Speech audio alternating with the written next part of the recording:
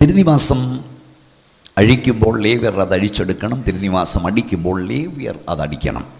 ഒരന്യൻ അടുത്തു വന്നാൽ മരണശിക്ഷ അനുഭവിക്കണം. തിരുനിവാസത്തിൻ്റെ ശുശ്രൂഷയ്ക്കായി ദൈവത്താൽ തിരഞ്ഞെടുക്കപ്പെട്ടവരായിരുന്നു ലേവ്യർ. ദൈവം എന്തുകൊണ്ട് അവരെ തിരഞ്ഞെടുത്തു?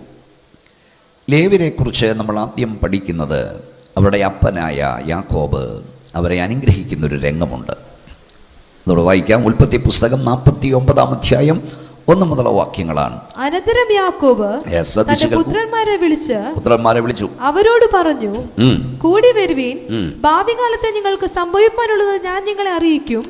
യാക്കോബിന്റെ പുത്രന്മാരെ കൂടി വന്ന് കേൾപ്പീൻ. നിങ്ങളുടെ അപ്പനായ ഇസ്രായേലിന്റെ മൊഴിക്ക് ചെവി തരുവീൻ.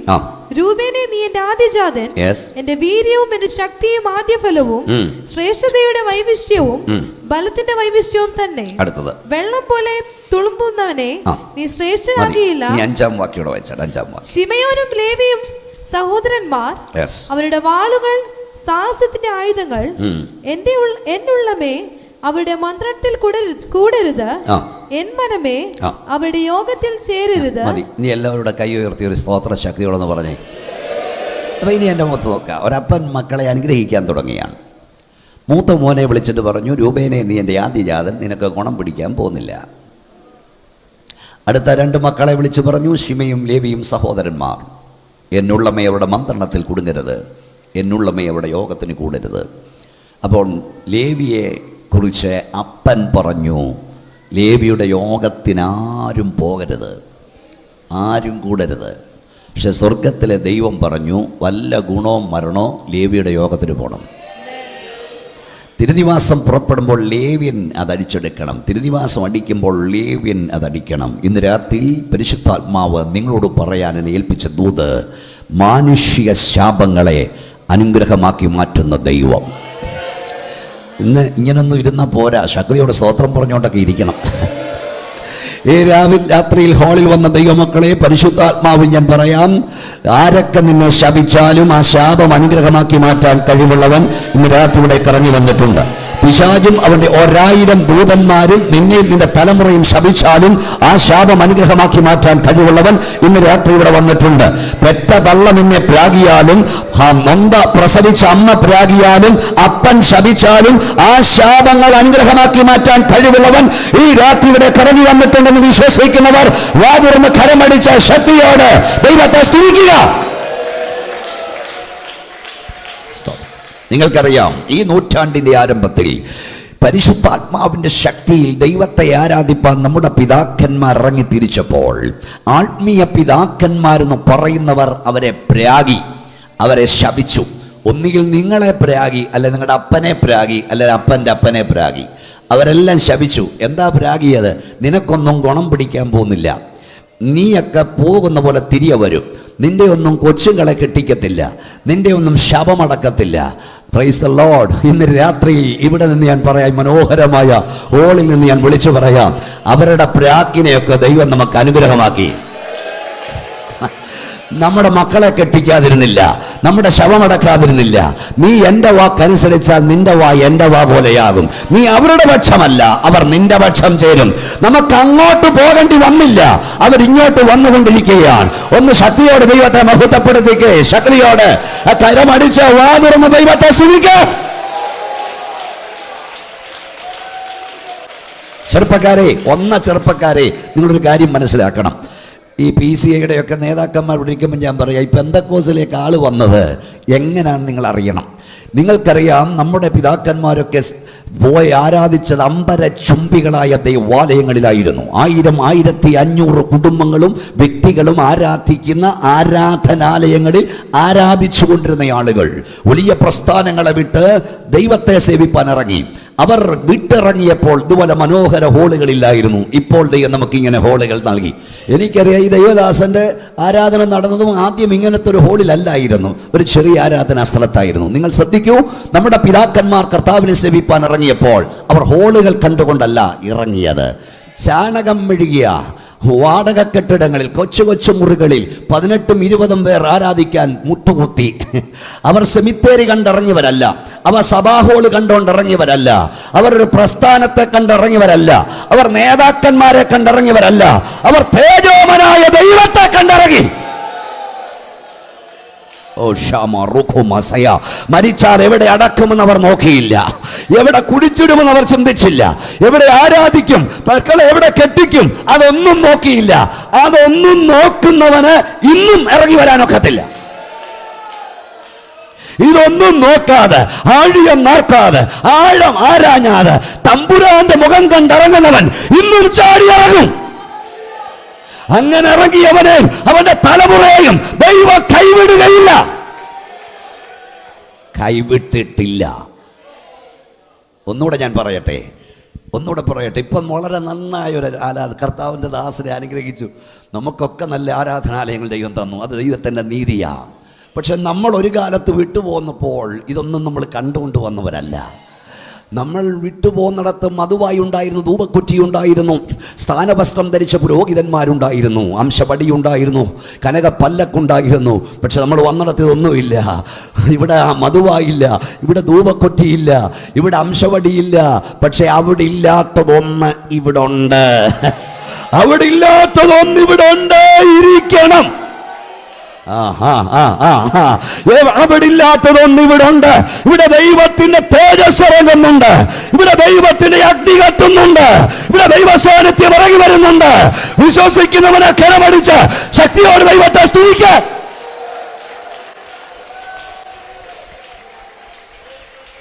നിങ്ങൾ ചിന്തിക്കുന്ന പോലെ വെള്ളം ഒഴിച്ച് നോക്ക്. ഈ ഓഡിറ്റോറിയം കണ്ട് ഓള് കണ്ട് ഒന്നും ആരും വരുത്തില്ലെന്നേ.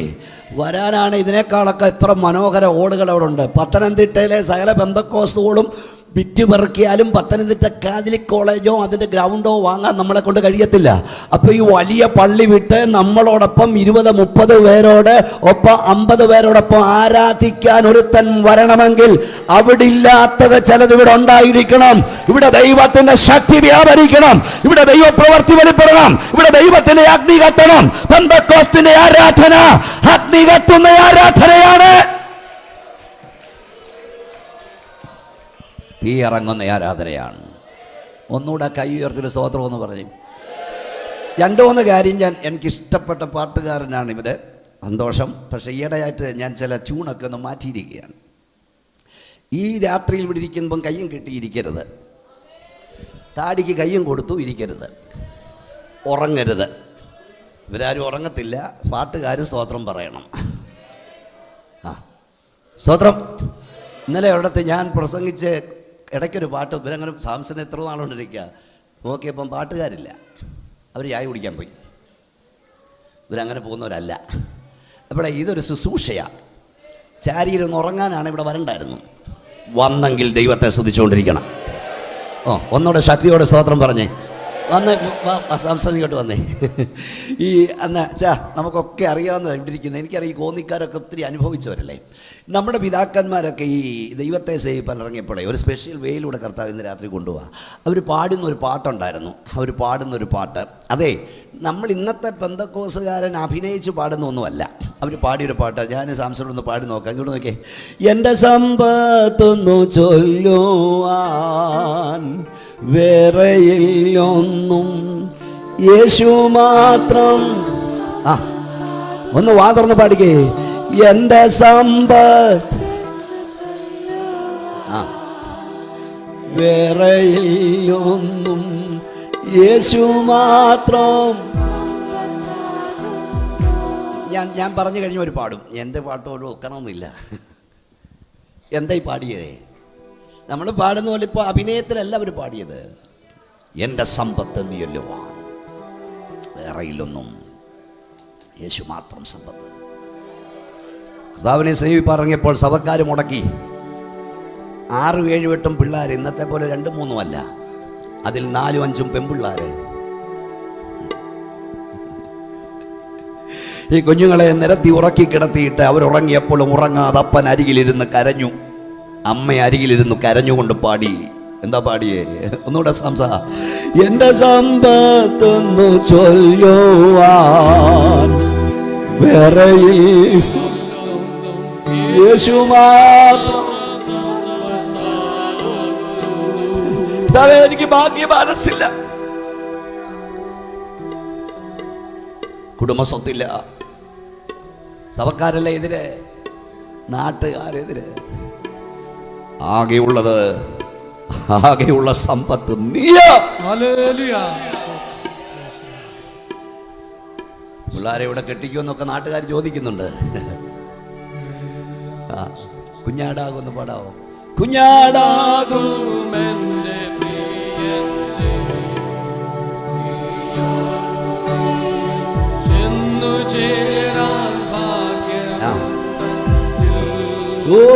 കുഞ്ഞാടാകും എന്റെ കയ്യൊന്നടിച്ചേ.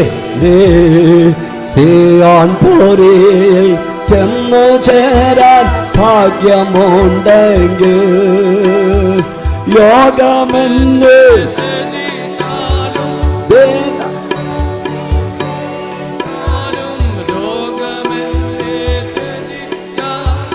ദേഹമെല്ലാം ക്ഷയിച്ചാലും ക്ലേശമെന്നി ലേശമിയാതീശനെ ഞാൻ പിന്തുടരും. ക്ലേശമെന്നിൽ ലേശമിയാതീശനെ ഞാൻ പിന്തുടരും. എന്റെ സമ്പത്തെന്നു ചൊല്ലുവാൻ വേറെയില്ലൊന്നും യേശു മാത്രം സമ്പത്താകും. എന്റെ സമ്പത്ത്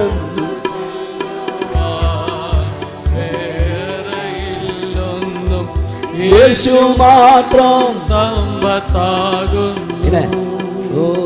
എന്റെ ദേശം ഈ ഭൂമിയല്ല, അന്യനായി സാധു ഹാമിൻ ദേശം വിട്ടുപോകുന്നു. എന്റെ ദേശം അന്യനായി സാധു ഹാമിൻ ദേശം വിട്ടുപോകുന്നു. മേലിലേറും ശലേമെന്നെ ചേർത്തുകൊള്ളുവാൻ ഒരുങ്ങിത്താൻ ചേർത്തുകൊള്ളുവാൻ ശോഭയേറും വാതിലുകൾ എനിക്കായി തുറന്നു. ശോഭയേറും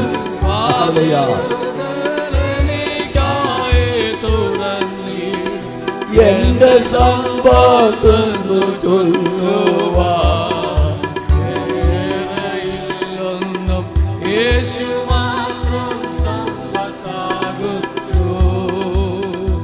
എന്റെ സമ്പത്തെന്നു ചൊല്ലുവാൻ വേറെയില്ലൊന്നും യേശു മാത്രം സമ്പത്താകുന്നു. കൈ ഉയർത്തി ദൈവത്തെ സ്തുതിച്ചാൽ.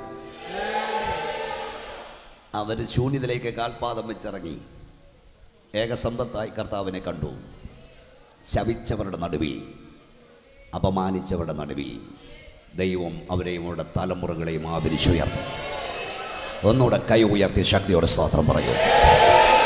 നിന്റെ ശാപങ്ങളെ അനുഗ്രഹമാക്കി മാറ്റുന്നവൻ ഇന്ന് രാത്രി ഇവിടെ വന്നിട്ടുണ്ട്. എന്തുകൊണ്ട് യാക്കോബ് തൻ്റെ മക്കളെ ഇങ്ങനെ ശപിച്ചു? അതിനൊരു പ്രത്യേക കാര്യമുണ്ട്.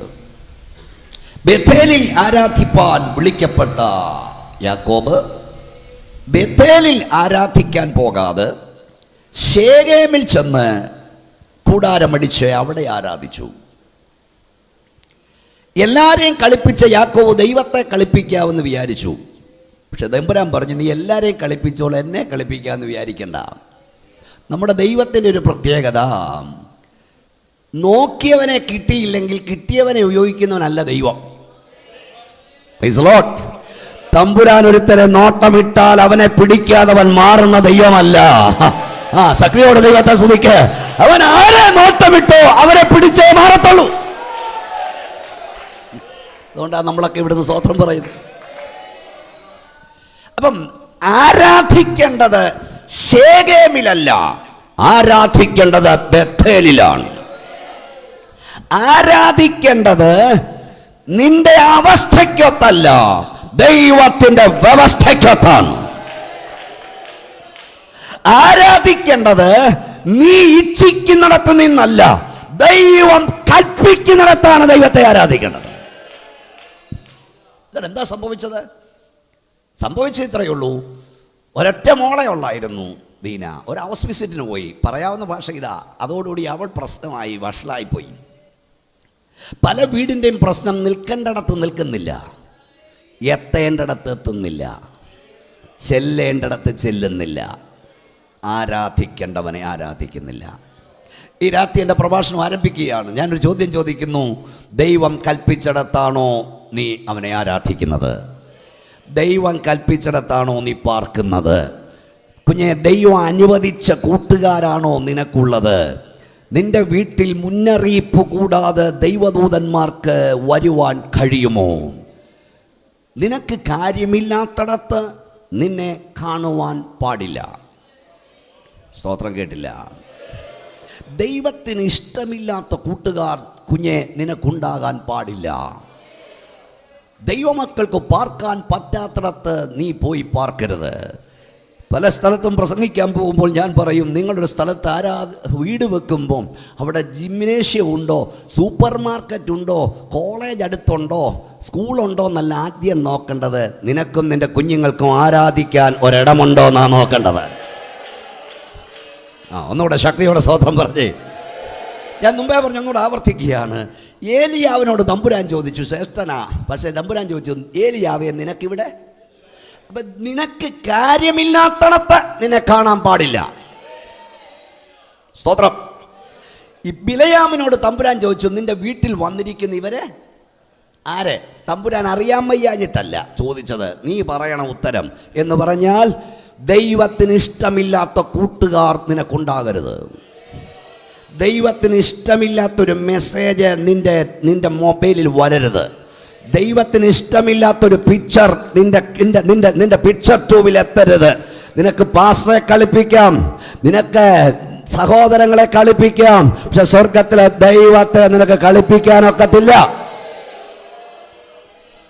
സ്തോത്രം, സ്തോത്രം. ദൈവമക്കൾക്ക് പാർക്കാൻ പറ്റാത്തിടത്ത് നമ്മൾ പോയി പാർക്കരുത്. മുന്നറിയിപ്പ് കൂടാതെ ഏതു നിമിഷവും ദൈവത്തിനും ദൈവദൂതന്മാർക്കും നിന്റെ വീട്ടിൽ വരാൻ തക്ക സാഹചര്യമുണ്ടാകണം. ഒക്കോ? ഈ ദൈവദാസന്മാരായ ഞങ്ങളൊക്കെ ചില വീടുകളിൽ ചെല്ലുമ്പം കോളിംഗ് ബെല്ല് കേൾക്കുമ്പോഴേ ചിലതൊക്കെ എടുത്തുകൊണ്ട് ഓടുന്ന കാണാം. അതെന്തിനാണെന്നറിയാമോ? ദൈവദാസനത് നിങ്ങളാരും ഇവിടെ അല്ലയോ ഇരിക്കുന്നത്? എടാ, ദൈവദാസൻ കാണരുതെന്ന് നിനക്ക് നിർബന്ധമുണ്ട്. നിന്റെ ദൈവം കാണുന്ന ബോധമുണ്ടായിരുന്ന ഇവിടെ ഇടുവോ? ഇവിടെ 99% ദൈവമക്കളാണ് വന്നിരിക്കുന്നത്. നമ്മൾ കുറച്ച് കാര്യം ഇനിയും പഠിക്കേണ്ടിയിരിക്കുന്നു. ഇനിയും മറച്ചു വെച്ചിട്ടൊന്നും കാര്യമില്ലെന്നേ. നമ്മൾ പലയിടത്തും ഇന്ന് അപമാനിക്കപ്പെട്ടുകൊണ്ടിരിക്കുക. കർത്തൃമേശ എടുത്തിട്ട് വേറെയിടത്ത് പോയി വേറെ പണി പെൺപിള്ളാർ കാണിക്കുന്നെങ്കിലേ അതിൻ്റെ അർത്ഥം ദൈവഭയം പോയെന്നല്ലേ. ഇത് അഭിനയിക്കാനുള്ളിടമല്ല, ഇത് കളിക്കാനുള്ളതല്ല. നീ ആദ്യം പടി. ഒന്ന് ശക്തിയോടെ കരമടിച്ച് ദൈവത്തെ സ്തുതിച്ചേ. സ്തോത്രം. ഒന്ന് അച്ഛാ കൈയൊക്കെ ഒന്ന് അടി, വായൊക്കെ ഒന്ന് തുറക്ക്. 2017 അവസാനം വരെ നിൽക്കാൻ തമ്പുരാൻ കൃപ തന്നില്ലേ? ഇല്ലേ? ഞാൻ കഴിഞ്ഞ ദിവസം നാഗർകോവിലാണ് പ്രസംഗിക്കാൻ പോയ. നാഗർകോവിൽ പോയിട്ട് തീരപ്രദേശത്തോട് വരുമ്പോഴേ ഇന്നും പള്ളിയുടെ മുറ്റത്ത് കിടക്കുക, വീട്ടിൽ ചെന്നിട്ടില്ല. 280 സർക്കാർ കണക്കിൽ 280 ആളുകളെ കണ്ടില്ല. അതുപോലൊരു യാത്ര ആരംഭിച്ചതാ. 2017 ആരംഭത്തിൽ നിന്നോടൊപ്പം യാത്ര ആരംഭിച്ച പലർ ഈ രാത്രി ഇവിടെ ഇല്ലെന്നോർത്തോണം. ഈ അവസാനത്തെ കാണാൻ തമ്പുരാൻ കൃപ തന്നെങ്കിൽ നിനക്ക് എങ്ങനെ അടങ്ങിയിരിക്കാൻ കഴിയും? നന്ദിയുള്ള ഹൃദയം ഉണ്ടെങ്കിൽ കൈകളടിച്ചവനെ സ്തുതിക്ക.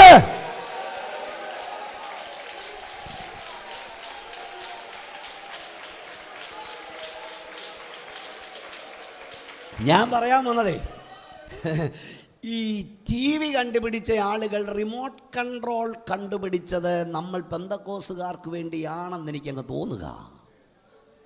കാരണം ഇതില്ലായിരുന്നേ പലരുടെയും തനി നിറം വെളിപ്പെട്ടേനെ. പാസ്റ്റർ ഇങ്ങോട്ട് വന്ന് കോളിംഗ് ബെൽ അടിച്ച് പ്രൈസ് ദ ലോർഡ് എന്ന് പറയുകയും പ്രൈസ് ദ ലോർഡ് എന്ന് പറഞ്ഞാൽ ഞേക്ക ഈ ഞെക്കേറ്റില്ലെങ്കിൽ നീ കണ്ടുകൊണ്ടിരുന്ന കാണും. അപ്പം ഈ ദൃഷ്ടിസേവയാലല്ല ദൈവത്തെ സേവിക്കേണ്ടത്. കഴിഞ്ഞ ദിവസം ഞാൻ പ്രസംഗിച്ചപ്പം ഈ 500 പോയി ഈ ബാബയിലേക്ക് 500 തിരഞ്ഞെടുത്തുകൊണ്ട് പോയി. അല്ല, 1ഉം 2ഉം അല്ല, കൊണ്ടുപോയതെല്ലാം മിടുക്കന്മാരെയാ. ഈ അകത്ത് കയറ്റിയപ്പോൾ ഓർത്തോണം മിടുക്കന്മാരെല്ലാം അടിച്ചുകൊണ്ട് പോകുമെന്ന്. മനസ്സിലായില്ലേ? ഇവിടെ ബാബേൽ രാജാവിനെ അകത്ത് കയറ്റിയപ്പോൾ അവിടെ വായിക്ക വീട്ടിൽ പോയി സൗന്ദര്യമുള്ളവൻ ബുദ്ധിയുള്ളവനെയൊക്കെ അടിച്ചുകൊണ്ട് പോകാൻ തുടങ്ങി. അങ്ങനെ 500 കൊണ്ടുപോയി പ്രത്യേക പരിശീലനം കൊടുത്തു. ഈ 500 1000 പോയി നോക്കല്ലേ, 2000 പരിശീലനം കൊടുത്തെങ്കിലും അതിലെ 4 പറഞ്ഞു, നീ കുടിക്കുന്ന വീഞ്ഞു കൊണ്ടൊന്നും ഞങ്ങളെ ശുദ്ധമാക്കില്ല. ഈ രാത്രി കർത്താവിനോട് പറയാൻ പറഞ്ഞു, കൃപ ജീവിക്കുന്ന 4 മതി, പട്ടണത്തെ അവൻ അളക്കും. ഓ ശമാറിയ, കൈകളടിച്ച് ദൈവത്തെ സ്തുതിക്ക്. അഭിഷേകത്തിൽ നിൽക്കുന്ന 4 മതി നെബൂഖദ്നേസറെ മുട്ടുകുത്തിക്കാൻ. അഭിഷേകമുള്ള 4 മതിയെന്ന്. സ്തോത്രം, സ്തോത്രം. അതുകൊണ്ട് നമ്മെ കാണുന്നൊരു ദൈവമുണ്ട്. ഞങ്ങൾ ദൈവത്തോട് പാപം ചെയ്യില്ലെന്ന് അവർ പറഞ്ഞത്. എൻ്റെ വിഷയം അതല്ലല്ലോ. അപ്പോൾ നമ്മുടെ വിഷയം തീരണമെങ്കിൽ മടങ്ങി വരണം. സ്തോത്രം. ഈ മോള് ഒരവസരത്തിന് പോയി പ്രശ്നമായി, എന്നാൽ വീണു മടങ്ങി വരാം എന്ന് ചിന്തിക്കുന്നതിന് പകരം യാക്കോബ് ഒരു കോംപ്രമൈസിന് തയ്യാറായി. വായിച്ചു നോക്കിയേ, ആരാ വായിക്കുന്നത്? വായിച്ചാണ് ദിവസം ഉൽപ്പത്തി പുസ്തകം 34-ാം അധ്യായം 9-10 വാക്യങ്ങൾ. നിങ്ങൾ ഞങ്ങളോട് വിവാഹബന്ധം കൂടി നിങ്ങളുടെ സ്ത്രീകളെ ഞങ്ങൾക്ക് തരികയും ഞങ്ങളുടെ സ്ത്രീകളെ നിങ്ങൾക്ക് എടുക്കുകയും ചെയ്യുവിൻ. നിങ്ങൾക്ക് ഞങ്ങളോട് കൂടെ പാർക്കാം, ദേശത്ത് നിങ്ങൾക്ക് സ്വാതന്ത്ര്യം ഉണ്ടാക്കാം. അപ്പൊ ഈ ശേഖേംകാരുമായി ഒരു കോംപ്രമൈസിന് യാക്കോബ് തയ്യാറാക്കിയാണ്. ശ്രദ്ധിച്ചു കേൾക്കണം. ഈ കോംപ്രമൈസിലേക്ക്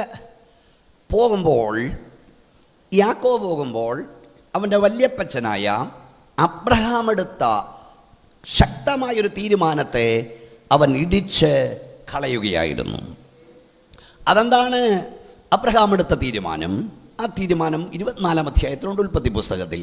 തൻ്റെ മകനായ ഇസ്ഹാക്കിന് വേണ്ടി ഒരു ഭാര്യയെ എടുക്കേണ്ടി വന്നപ്പോൾ ഇസ്ഹാക്ക് എലയാസിനെ വിളിച്ചു പറഞ്ഞു, നീ ചുറ്റും പാർക്കുന്ന കനാനി കന്യകമാരിൽ നിന്ന് എൻ്റെ മകന് ഭാര്യ എടുക്കരുത്. എൻ്റെ സ്വന്തം നാട്ടിൽ പോയി അവിടെ നിന്ന് നീ എൻ്റെ മകന് ഒരു ഭാര്യയെ, ഒരു പെൺകൊച്ചിനെ എടുക്കണം. ഉടനെ എലയാസർ ചോദിക്കുന്നു, എല്ലാം വായിക്കണ്ടല്ലോ, നിങ്ങൾക്കറിയാം. ആ പെൺകൊച്ച് ഇങ്ങോട്ട് വന്നില്ലെങ്കിൽ എന്നാ ചെയ്യണം? 2-3 തവണ എലയാസർ ചോദിക്കുന്നുണ്ട്. ഒന്ന് വായിച്ചോ 7-ാം വാക്യം മാത്രം വായിച്ചാൽ മതി. 24-7. അപ്പം എന്റെ പിതൃഭവനത്തിൽ നിന്നും, അല്ല, അതിന്റെ മുകൾ വാക്യം വായിക്കാം. 6-ാം വാക്യം. അബ്രഹാം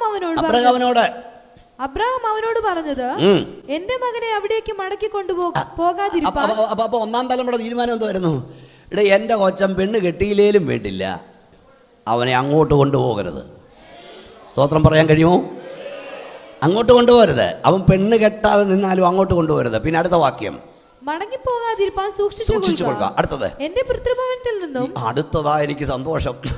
എന്റെ പിതൃഭവനത്തിൽ നിന്നും, ജന്മദേശത്തു നിന്നും എന്നെ കൊണ്ടുവന്നവനും എന്നോട് അരുളി ചെയ്തവനും നിന്റെ സന്തതിക്ക് ഈ ദേശം കൊടുക്കുമെന്ന് എന്നോട് സത്യം ചെയ്തവനുമായ സ്വർഗത്തിന്റെ ദൈവമായ യഹോവ എന്റെ മകന് നീ ഒരു ഭാര്യയെ അവിടെ നിന്ന് കൊണ്ടുവരുവാൻ തക്കവണ്ണം. ഒന്നുകൂടെ ശക്തിയോടെ ദൈവത്തെ സ്തുതിച്ചേ. ഇവിടെ ശ്രദ്ധിക്കുന്നുണ്ടോ? അബ്രഹാം പറഞ്ഞു, എൻ്റെ പോച്ചൻ പെണ്ണ് കെട്ടിയില്ലേലും അങ്ങോട്ട് കൊണ്ടുപോകരുത്. പക്ഷെ എനിക്കൊരുറപ്പുണ്ട്. എന്നെ അവിടെ നിന്ന് വിളിച്ചിറക്കി ഇതുവരെ കൊണ്ടുവന്ന ദൈവം എൻ്റെ തലമുറയെ കൈവിടത്തില്ല. എൻ്റെ സന്താനത്തെ കൈവിടത്തില്ല. എന്നെ ഇതുവരെ കൊണ്ടുവന്ന ദൈവം എൻ്റെ സന്താനത്തിന് വേണ്ടി അവിടുന്ന് ഒരു ഭാര്യ എടുക്കാൻ നിനക്ക് മുമ്പായി അവൻ എൻ്റെ തലമുറയ്ക്ക് വേണ്ടി എൻ്റെ ദൈവം കരുതും. ഒന്ന് ശക്തിയോട് കൈയടിച്ച് ദൈവത്തെ സൂചിച്ചുകൊണ്ട് പറ, എന്റെ തലമുറയ്ക്ക് വേണ്ടി ദൈവം കരുതും. ശക്തിയോടെ ദൈവത്തെ സ്തുതിക്ക്. എന്നെ ഇതുവരെ കൊണ്ടുവന്ന ദൈവം, ഇതുവരെ നടത്തിയ ദൈവം, ഇതുവരെ ആദരിച്ച ദൈവം എന്നെ കൈവിടില്ല. ഇതാ വിശ്വാസം. നിന്നെ നടത്തിയ ദൈവം നിന്റെ തലമുറയെ കൈവിടില്ല. നിന്നെ വിളിച്ചിറക്കിയ ദൈവം നിന്റെ തലമുറയെ കൈവിടില്ല. എത്ര പേർക്ക് അക്കാരം കൂടി ഉയർത്തിയാട്ടി സ്തോത്രം ചെയ്യാം? വിശ്വാസം ഉണ്ടേ സ്തോത്രം പറ.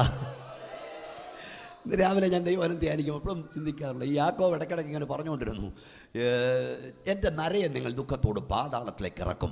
യോസഫ് എൻ്റെ കൂടെ ഇല്ല. ബെന്യാമിൻ എല്ലാവരും പ്രാർത്ഥിച്ചുകൊണ്ടിരിക്കണേ, ബെന്യാമിൻ്റെ കൂടെ ഇല്ല. എൻ്റെ നരയെ നിങ്ങൾ ദുഃഖത്തോട് പാതാളത്തിലേക്ക് ഇറക്കും. 13 വർഷമായൊരു ഉടുപ്പ് എടുത്തു വെച്ച് നോക്കി ഈ ഭക്തൻ ഇങ്ങനെ കരഞ്ഞുകൊണ്ടേയിരുന്നു.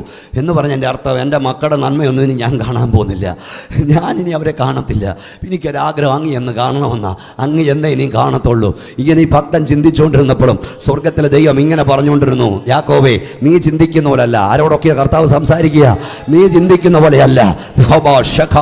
നീ ഒരിക്കലും കാണത്തില്ലെന്ന് പറഞ്ഞ നിന്റെ മകൻ നീ കാണും, നിന്റെ പൈതലിനെ നീ കാണും. നീ കാണത്തില്ലെന്ന് പറഞ്ഞ യോസഫിനെ നിന്റെ മുമ്പിൽ ഞാൻ കൊണ്ടുവരും. ഓ ഷാരാധിയ, അത് മാത്രമല്ല, നീ കാണത്തില്ലെന്ന് പറഞ്ഞ നിന്റെ മകൻ യോസഫ് നിന്റെ കണ്ണ് തിരുമി അടയ്ക്കും. അത്ര പേർക്ക് ശക്തിയോടെ സ്തോത്രം പറയാൻ കഴിയും? നിന്നോട് ഞാൻ ദൈവാത്മാവിൽ പറയുന്നു, സംഭവിക്കത്തില്ലെന്ന് പിശാച് പറയുന്നത്, സംഭവിക്കത്തില്ലെന്ന് നാട്ടുകാരൻ പറയുന്നത്, സംഭവിക്കത്തില്ലെന്ന് നിന്റെ കൂട്ടായ്മയിലുള്ളവൻ പറയുന്നത്, ഓഹോ ദൈവം നിനക്ക് വേണ്ടി സംഭവിപ്പിക്കും.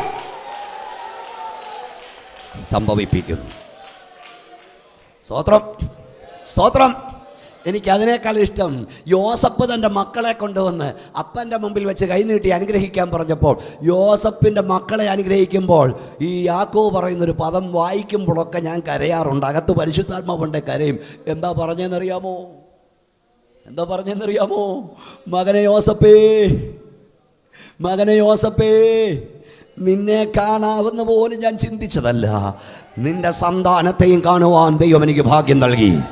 ഈ ചെറിയ യോഗത്തിനകത്ത് വന്ന ചിലരോട് ദൈവാത്മാവ് വിളിച്ചു പറയുന്നു, നിന്റെ തലമുറയുടെ നന്മ നിന്നെ കാണിക്കത്തില്ലെന്ന് പിശാച് പറഞ്ഞെങ്കിൽ യേശുവിന്റെ അധികാരമുള്ള നാമത്തിൽ ഈ രാത്രി ഞാൻ നിന്നോട് പറയുന്നു, നിന്റെ സന്തതിയുടെ നന്മയെ കാണാൻ ദൈവം നിനക്ക് ഭാഗ്യം തരാൻ പോകുകയാണ്. വിശ്വസിക്കുന്നെങ്കിൽ ശക്തിയോട് ദൈവത്തെ സ്തുതിച്ചാട്ട്, നിന്റെ തലമുറയുടെ നന്മ നിന്നെ കാണിക്കത്തില്ലെന്ന് പിശാച് പറഞ്ഞെങ്കിൽ നിന്റെ തലമുറയുടെ നന്മ കാണാൻ ദൈവം നിനക്ക് ഭാഗ്യം തരും.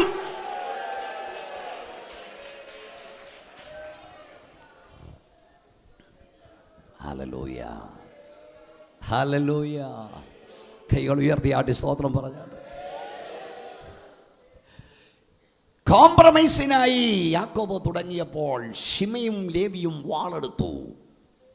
അവർ പറഞ്ഞു നോ കോംപ്രമൈസ്. സ്തോത്രം. അവർ വാളെടുത്ത് വെട്ടി. വിശുദ്ധിക്ക് വേണ്ടി നിന്ന, പ്രമാണത്തിന് വേണ്ടി നിന്ന, സത്യത്തിന് വേണ്ടി നിന്ന ലേവിയെ അപ്പൻ ശപിച്ചു. ഇവൻ്റെ യോഗത്തിന് ആരും കൂടരുത് പറഞ്ഞു. പക്ഷെ പ്രമാണത്തിന് വേണ്ടി നിന്ന, വിശുദ്ധിക്ക് വേണ്ടി നിന്ന, സത്യത്തിന് വേണ്ടി നിന്നവനെ അപ്പൻ ശപിച്ചെങ്കിലും സ്വർഗത്തിലെ അപ്പച്ചൻ അവനെ അനുഗ്രഹിച്ചു. നീ സത്യത്തിന് വേണ്ടി നിൽക്കുമ്പോൾ ലോക മനുഷ്യരെല്ലാം നിന്നെ ഒന്നിച്ചു പ്രാഗിയാലും നിന്റെ ആ പ്രാക്കെല്ലാം അനുഗ്രഹമാക്കി മാറ്റാൻ കഴിവുള്ളവൻ ഇന്ന് രാത്രി ഇവിടെ ഉണ്ട്. എത്രവർക്ക് ശക്തിയോടെ ദൈവത്തെ സ്തുതിപ്പാൻ കഴിയും? ഇനി നിങ്ങൾ നോക്കൂ, വേദപുസ്തകം നോക്കൂ. അപ്പൻ ശപിച്ച ലേവി ഭവനത്തിൽ നിന്ന് ഇസ്രായേലിൻ്റെ നായകനാകാൻ ദൈവം ഒരുത്തനെ തിരഞ്ഞെടുത്തു. നിങ്ങൾ ചിന്തിച്ചു നോക്കണം. യാക്കോബ് പറഞ്ഞത് ഭാവി കാലത്ത് സംഭവിക്കാൻ പോകുന്നതാണ്. രൂപേന് ഗുണം പിടിക്കത്തില്ലെന്നും പറഞ്ഞു. ലിവിയയും സേമിയുടെയും യോഗത്തിനാരും കൂടരുന്ന് പറഞ്ഞു. ഓക്കെ, പുറപ്പാട് പുസ്തകം വൈകിട്ട് 2-ാം അധ്യായം 1-ാം വാക്യം. പുറപ്പാട് 2:1. എന്നാൽ ലേവി കുടുംബത്തിലെ ഒരു പുരുഷൻ പോയി ഒരു ലേവ്യ കന്യകയെ പരിഗ്രഹിച്ചു. ചെറുപ്പക്കാർ കുറച്ചേ ഇവിടെ ഉള്ളൂ എങ്കിലും ഓർത്തോണം, ലേവി കുടുംബത്തിലെ ഒരു പുരുഷൻ പോയി ലേവ്യ കന്യകയെ പരിഗ്രഹിച്ചു. ലേവി കുടുംബത്തിലെ പുരുഷൻ ലേവി കന്യകയെ പരിഗ്രഹിക്കണം എന്ന് പറഞ്ഞാൽ രക്ഷിക്കപ്പെട്ടവൻ രക്ഷിക്കപ്പെട്ടവളെ കെട്ടണം. മനസ്സിലായില്ലേ? സ്നാനപ്പെട്ടവനെ, അഭിഷേകം പ്രാപിച്ചവനെ അഭിഷേകമുള്ളവളെ കെട്ടണം. അഭിഷേകമുള്ളവനെ കേട്ടോ. വഴിയെ പോകുന്ന എല്ലാത്തിനും തിരഞ്ഞെടുക്കരുത്. നിന്റെ അപ്പൻ്റെ മുഖത്ത്, ഇതൊക്കെ കുറച്ച് പ്രസംഗിക്കേണ്ട കാര്യമാണ്, നേരമില്ല. നീ ഇണയെ തുണയൊക്കെ തിരഞ്ഞെടുക്കുമ്പോഴേ അപ്പൻ്റെ മുഖത്ത് കരിവാരി തേച്ചാകരുത്, അമ്മയെ വേദനിപ്പിച്ചാകരുത്. ഈയിടെയൊക്കെ ഞങ്ങൾ കണ്ടത് യൂട്യൂബിലുമൊക്കെ, ഒരമ്മ കാൽപാദത്തിൽ പിടിച്ചൊരു പെണ്ണിൻ്റെ കാലിൽ പിടിച്ച് കരഞ്ഞിട്ട് കാലുകൊണ്ട് തട്ടിത്തെറിപ്പിച്ചിട്ട് പോന്നു. ഇങ്ങനൊന്നും അല്ല ഇണയെ തിരഞ്ഞെടുക്കേണ്ടത്. അവരെ വേദനിപ്പിച്ചാകരുത്. ഒറ്റ വാക്ക് പറഞ്ഞ ഭാഗം ഞാൻ വിടാം. നീ നീ നീ നീ ഒരമ്മയുടെ വേദന നീ മനസ്സിലാക്കണേ. നീ ഒരമ്മയാകണം. ഒരപ്പൻ്റെ വേദന നീ മനസ്സിലാക്കണേ. നീ ഒരപ്പനായി മാറണം കേട്ടോ. ലേവി പുരുഷൻ ലേവിയ കന്യകയെ പരിഹരിച്ചു. അടുത്ത വാക്യം വായിച്ചു. ഗർഭം ധരിച്ചൊരു മകനെ പ്രസവിച്ചു. അവൻ സൗന്ദര്യമുള്ളവനെന്ന് കണ്ടിട്ട് അവനെ 3 മാസം ഒളിപ്പിച്ചു. അപ്പൊ ഇത്രയേ ഉള്ളൂ. ഈ ലേവി കുടുംബത്തിലെ ആളാണ് ആര്? മോശ. അതായത് അപ്പൻ ശപിച്ച കുടുംബത്തിൽ നിന്ന് ഇസ്രായേലിന്റെ നായകനാകാൻ ദൈവം ഒരുവനെ തിരഞ്ഞെടുത്തു. അവൻ അത്രയും മോശ. അവിടെ ആ ഭാഗങ്ങളിലേക്ക് പോയാൽ നമുക്ക് നേരം കിട്ടാതെ വരുമുണ്ട്. ആ ഭാഗം ഇവിടെ പറയാം. അവിടെ എന്നാൽ എന്നൊരു പദമുണ്ട്. ആ എന്നാൽ എന്ന വാക്കിൻ്റെ പിൻപിൽ അനേക അർത്ഥങ്ങളുണ്ട്. എന്താണ് എന്നാൽ എന്ന് പറഞ്ഞാൽ? എന്നാൽ എന്ന് പറഞ്ഞാൽ 1-ാം അധ്യായത്തിലെ സംഭവങ്ങളാണ്. അതായത് ചുരുക്കം പേരായിരുന്ന ഇസ്രായേൽ ജനം മിസ്രൈമിലേക്ക് ചെന്നു. ആ മിസ്രൈമിൽ ചെന്ന അവർ ഏതാണ്ട് 6-ലധികം പ്രാവശ്യം അവർ പെരുകി പെരുകി പെരുകി എന്ന് കാണാം. ഇസ്രായേൽ മക്കൾ കൂടുകല്ല, പെരുകുകയാണ്. ദൈവത്തിൻ്റെ സഭ പെരുകുന്ന സഭയാ. ആരൊക്കെ എന്തൊക്കെ പദ്ധതി ഇറക്കിയാലും ദൈവം കണ്ടവൻ ഇവിടെ വന്നിരിക്കും. ഒന്ന് സ്വോത്ര ശക്തിയോടെ പറഞ്ഞേ. ഈ ദൈവത്തിൻ്റെ അഭിഷക്ത ദൂതൂടാ പറയുന്നത്. ഈ കൂട് വെച്ചത് തമ്പുരമാണെങ്കിൽ, വേദസം പറഞ്ഞു, കൂട് വെച്ചത് അവനാണെങ്കിൽ ഒന്നും പിടിക്കാതെ അവൻ പൊക്കത്തില്ല. ഒന്നും പിടിക്കാതെ പൊക്കത്തില്ല. ഒന്ന് ശക്തിയോട് ദൈവത്തെ ഒന്ന് ആരാധിച്ചേ. കൂട് വെച്ചത് തമ്പുരാനാണോ? ചെറുതെ പിടിക്കാതെ അവൻ പൊക്കില്ല. അതുകൊണ്ട് എന്തെല്ലാം തന്ത്രമിട്ടാലും ആരെയൊക്കെ തടഞ്ഞാലും ദൈവം കണ്ടവനൊക്കെ ഇതിനകത്ത് വന്ന് കയറും. സ്തോത്രം. പെരുകി പെരുകി പെരുകി. അങ്ങനെ ഈ ജനം പെരുകുമ്പോൾ ഫറവോന്റെ ചിന്ത നിങ്ങൾക്കറിയാവുന്നതാണ്. ഈ ജനം ഇവിടം വിട്ടുപോകരുത്. അതിനവൻ 4 തന്ത്രം ഇറക്കി. പണ്ട് പോലെ നിങ്ങൾ കേട്ടിട്ടുള്ളതാണ്. പക്ഷെ അത് ഒന്നുകൂടെ ഒന്ന് പഠിക്കണം. എന്തൊക്കെയാ തന്ത്രം? 1:10 പുറപ്പാട് 1:10 വായിക്കുമ്പോൾ, അവർ പെരുകിയിട്ട് ഒരു യുദ്ധം ഉണ്ടാകുന്ന പക്ഷം നമ്മുടെ ശത്രുക്കളോട് ചേർന്ന് നമ്മോട് പൊരുത് ഈ രാജ്യം വിട്ടുപോയി കളവാൻ സംഗതി വരാതിരിക്കേണ്ടതിന് നാം അവരുടെ ബുദ്ധിയായി പെരുമാറുക. ഈ ഫറവോന്റെ ചിന്ത, നീ അവിടെ കിടക്കണം, അവിടെ വിട്ട് പോകരുത്. അപ്പൊ അതിന് 4 തന്ത്രങ്ങൾ ഇറക്കി. 1-ാമത്തെ തന്ത്രം, നാം ബുദ്ധിയായി പെരുമാറുക. ബുദ്ധിയായി പെരുമാറുക. ബുദ്ധിയായി പെരുമാറുക. വിട്ടുപോകാതിരിക്കാൻ ബുദ്ധിയായി പെരുമാറുക. എന്താ ഈ ബുദ്ധിയായി പെരുമാറുക എന്ന് പറഞ്ഞാൽ? ഇതൊരു പെന്തക്കോസ്ത് കൺവെൻഷനാണ്. ഞാൻ പെന്തക്കോസ്ത് പ്രസംഗികനുമാണ്. അതറിഞ്ഞിട്ടാലോ നിങ്ങൾ എന്നെ വിളിച്ചത്. അതുകൊണ്ട് എനിക്ക് ഇങ്ങനെ പ്രസംഗിക്കാനേ അറിയൂ. നാളെ ഇങ്ങനെയായിരിക്കും പ്രസംഗിക്കുന്നത്. ഈ ബുദ്ധിയായി പെരുമാറൽ എന്താണെന്ന് ഞാൻ പറയാം. എൻ്റെ അപ്പനെ സ്നാനപ്പെട്ടതിൻ്റെ പേരിൽ കായംകുളത്തെ ഒരു ചർച്ച് മുടക്കിയതാണ്, ഒരു പള്ളി മുടക്കിയതാണ്. എൻ്റെ അപ്പനെയും അമ്മയുമാണ് ഈ പുസ്തകം എടുത്തുകൊണ്ട് ഇറങ്ങിയതിന് ആദ്യമായി പള്ളി കായംകുളത്തു നിന്ന് മുടക്കുന്നത്. വേറൊരു ദോഷവും ചെയ്തില്ല. സ്നാനപ്പെട്ടതിൻ്റെ പേരിൽ എൻ്റെ അപ്പനെ മുടക്കി. ഞാൻ എവിടെയോ പ്രസംഗിച്ചൊരു കട്ടിങ് ഇവിടെ ആരോ ഈ അടുത്ത സമയത്ത് എൻ്റെ 1.5 ലക്ഷം ആളുകൾ ഒരു 2-3 ദിവസം കൊണ്ട് കണ്ടു കഴിഞ്ഞാൽ സാക്ഷ്യം. അതിങ്ങനെയാണ്. എൻ്റെ അപ്പനെ മുടക്കി അധികം താമസിക്കാതെ അദ്ദേഹം ഈ ലോകത്തോട് യാത്ര പറഞ്ഞു. മുമ്പേ പറഞ്ഞ പോലെ സെമിത്തേരി കണ്ടുകൊണ്ടൊന്നും ഇറങ്ങിയതല്ല. എൻ്റെ പിതാവ് ഈ ലോകത്തോട് യാത്ര പറഞ്ഞപ്പോൾ എൻ്റെ അപ്പനെ അടക്കാൻ ഇടവില്ലായിരുന്നു. ആരുടെയൊക്കെയോ കാല് പിടിച്ച് എൻ്റെ അപ്പനെ എവിടെയോ കൊണ്ട് കുഴിച്ചിട്ടു. എൻ്റെ അപ്പനെ കൊണ്ടുപോകാൻ മഞ്ചം വന്നില്ല, ശവമഞ്ചം വന്നില്ല, കല്ലറയിലടക്കിയില്ല. ഒരു ലോറിയിൽ എൻ്റെ അപ്പൻ്റെ ഡെഡ് ബോഡി കയറ്റിക്കൊണ്ടുപോകുന്നത് ഇന്നും എനിക്ക് ഓർമ്മയുണ്ട്. അതാ ഞാൻ പറഞ്ഞത്, ഇതിനൊക്കെ വില കൊടുത്തിറങ്ങിയവൻ അത് പറയുമ്പം വലിയ വിലയാണോ നിനക്ക് തോന്നും. സ്തോത്രം. പക്ഷേ എൻ്റെ കർത്താവ് ആർക്കും കടക്കാരനല്ല. കാലങ്ങൾ കഴിഞ്ഞപ്പോൾ എവിടെ എൻ്റെ അപ്പനെ അടക്കിയോ ആ സ്ഥലം ദൈവം ഞങ്ങളുടെ ചർച്ചിന് തിരികെ നൽകി. അവൻ വിശ്വസ്തന, അവൻ വിശ്വസ്തന. വായ തുറന്ന് പറ, അവൻ വിശ്വസ്തന. കരമടിച്ച് ദൈവത്തെ സൂക്ഷിച്ചുകൊണ്ട് പറ, വാക്കുമാറി അവനാർക്കും കടക്കാരനല്ല. ഞാൻ പറയാൻ വന്നതേ, അന്ന് സ്നാനപ്പെട്ടവനെ മുടക്കിയെങ്കിൽ ഇന്നവരാരെയും മുടക്കുന്നില്ല. ഇന്നിപ്പോൾ അവർ പറയുന്നത് എവിടെ വേണേലും പോയി മുങ്ങിക്കും, പക്ഷെ ഇവിടെ പൊങ്ങിക്കോണം. സ്തോത്രമൊന്നും പറഞ്ഞില്ലല്ലോ. അങ്ങനെ പലയിടത്തും മുങ്ങി അവിടെ പൊങ്ങുക. ഇപ്പം മുങ്കൽ പലയിട പൊങ്ങുന്നത് അവിടെ. ഈ ഉപദേശിമാരും ഇരിപ്പുണ്ട് കട്ടുമുക്കി വിടാൻ. സ്തോത്രം. കട്ടുമുക്കുന്ന ഉപദേശിമാരാരുണ്ട്? മാനസാന്തരപ്പെടണം. കാരണം ഞാൻ ഈ വേദപുസ്തക പ്രകാരം ഈ മാനസാന്തരം എന്ന് പറഞ്ഞാൽ പാപത്തിന് മരിക്കുക. ആ മരിച്ചവനെ കുഴിച്ചിടുന്നതാണെന്ത്? എന്താ വെച്ചാ സ്നാനം. ഒരാൾ മരിച്ചെന്ന് കേട്ട ഉടനെ നമ്മളെന്തോ ചോദിക്കും കോന്നിക്കാരെ? അയ്യോ അതോ ഈ നാട്ടിൽ ഏർപ്പാടില്ലയോ? എപ്പോഴാ അടക്കുന്നത്? അപ്പം മരണം സത്യമെങ്കിൽ അതോടൊപ്പം എന്തോ ഉണ്ട്? മരണം സത്യമാണോ?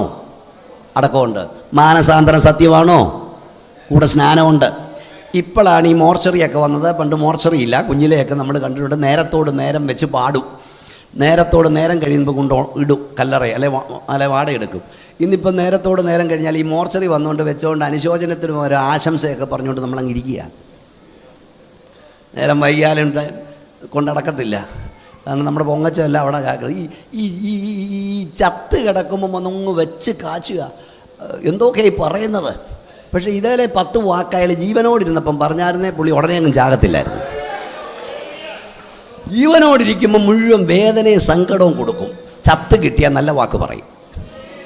അത് ഇന്നാളിൽ ഒരാൾ പറയാം, ഞങ്ങളിങ്ങനെ എത്രയിടത്ത് അടക്കത്തിനും പ്രസംഗിക്കാൻ പോകുന്നത്. അപ്പം എനിക്ക് അച്ഛനെ അറിയില്ല, ഇതുവഴി പോകുമ്പോൾ ഇവിടെ നിന്ന് വെള്ളം ഒഴിക്കുന്ന കണ്ടിട്ടുണ്ടെന്ന്. അവന് കൊടുക്കേണ്ട കാര്യമുണ്ടോ? അപ്പോൾ ഈ ചില ആളുകളൊക്കെ അങ്ങ് വിശുദ്ധരാക്കുക. അയ്യോ ഈ അച്ഛൻ ആരായിരുന്നു? അപ്പോൾ ഈയിടെ ഒരിടത്ത് ഇങ്ങനെ അടക്കുമ്പം ഇങ്ങനെ അച്ഛനെ ഇട്ടിരിക്കുക, വരുന്നവർ അങ്ങ് പുകഴ്ത്തുക. കുറച്ച് നേരം കഴിഞ്ഞപ്പോൾ ഈ പുള്ളിക്കാരൻ്റെ പെണ്ണും പിള്ളയ്ക്കൊരു സംശയം. പുള്ളി മൂത്ത മോനെ വിളിച്ചിട്ട് പറഞ്ഞു, എടാ ജോണിക്കുട്ടി ഒന്ന് നോക്കടാ, നിൻ്റെ അപ്പം തന്നെയാണോ ആ കിടക്കുന്നതെന്ന്. അവർക്കല്ല ഈ പുള്ളി അറിയാവുന്നത്. മരിച്ചു കഴിഞ്ഞത് വിശുദ്ധനാക്കരുത്. ജീവനോടിരിക്കുമ്പോൾ നല്ല വാക്ക് മുഖത്ത് നോക്കി പറ. നല്ലത് ചെയ്യുന്നവനെ അത് ജീവനോടിരിക്കുമ്പോൾ വേദനയും കൊടുക്കും. ചത്ത് കിട്ടിയ അയ്യോ പുകഴ്ത്താനും വരും. നോനോ അങ്ങനല്ല വേണ്ടത്. ജീവകാലത്ത് പ്രശംസിക്കണം. പിന്നെ ഒരു കാര്യം ഇവിടെ ദൈവമക്കളോട് പറഞ്ഞേക്കാം, നിന്റെ ഡെഡ് ബോഡിയുടെ മുമ്പിൽ നിന്ന് പ്രസംഗിക്കുന്ന ഒരു ദൈവദാസനെ കൊണ്ടും നീ കള്ളം പറയിക്കരുത്. ആ പറയുന്നത് ശരിയായിരിക്കണം. ഒന്ന് സന്തോഷത്തോടെ കൈയടിച്ച് ദൈവത്തെ സ്തുതിച്ചേ എല്ലാവരും ശക്തിയോടെ. സ്തോത്രം സ്തോത്രം. അപ്പം പെരുകി അപ്പം മുക്തിയായി പെരുമാറുക. ഞാൻ പറഞ്ഞു വന്നത് ഈ മരണമെന്നും മാനസാന്തരം എന്ന് പറഞ്ഞാൽ മരണം. ആ മരിച്ച ആളിനെ കുഴിച്ചിടുന്നതാണ്.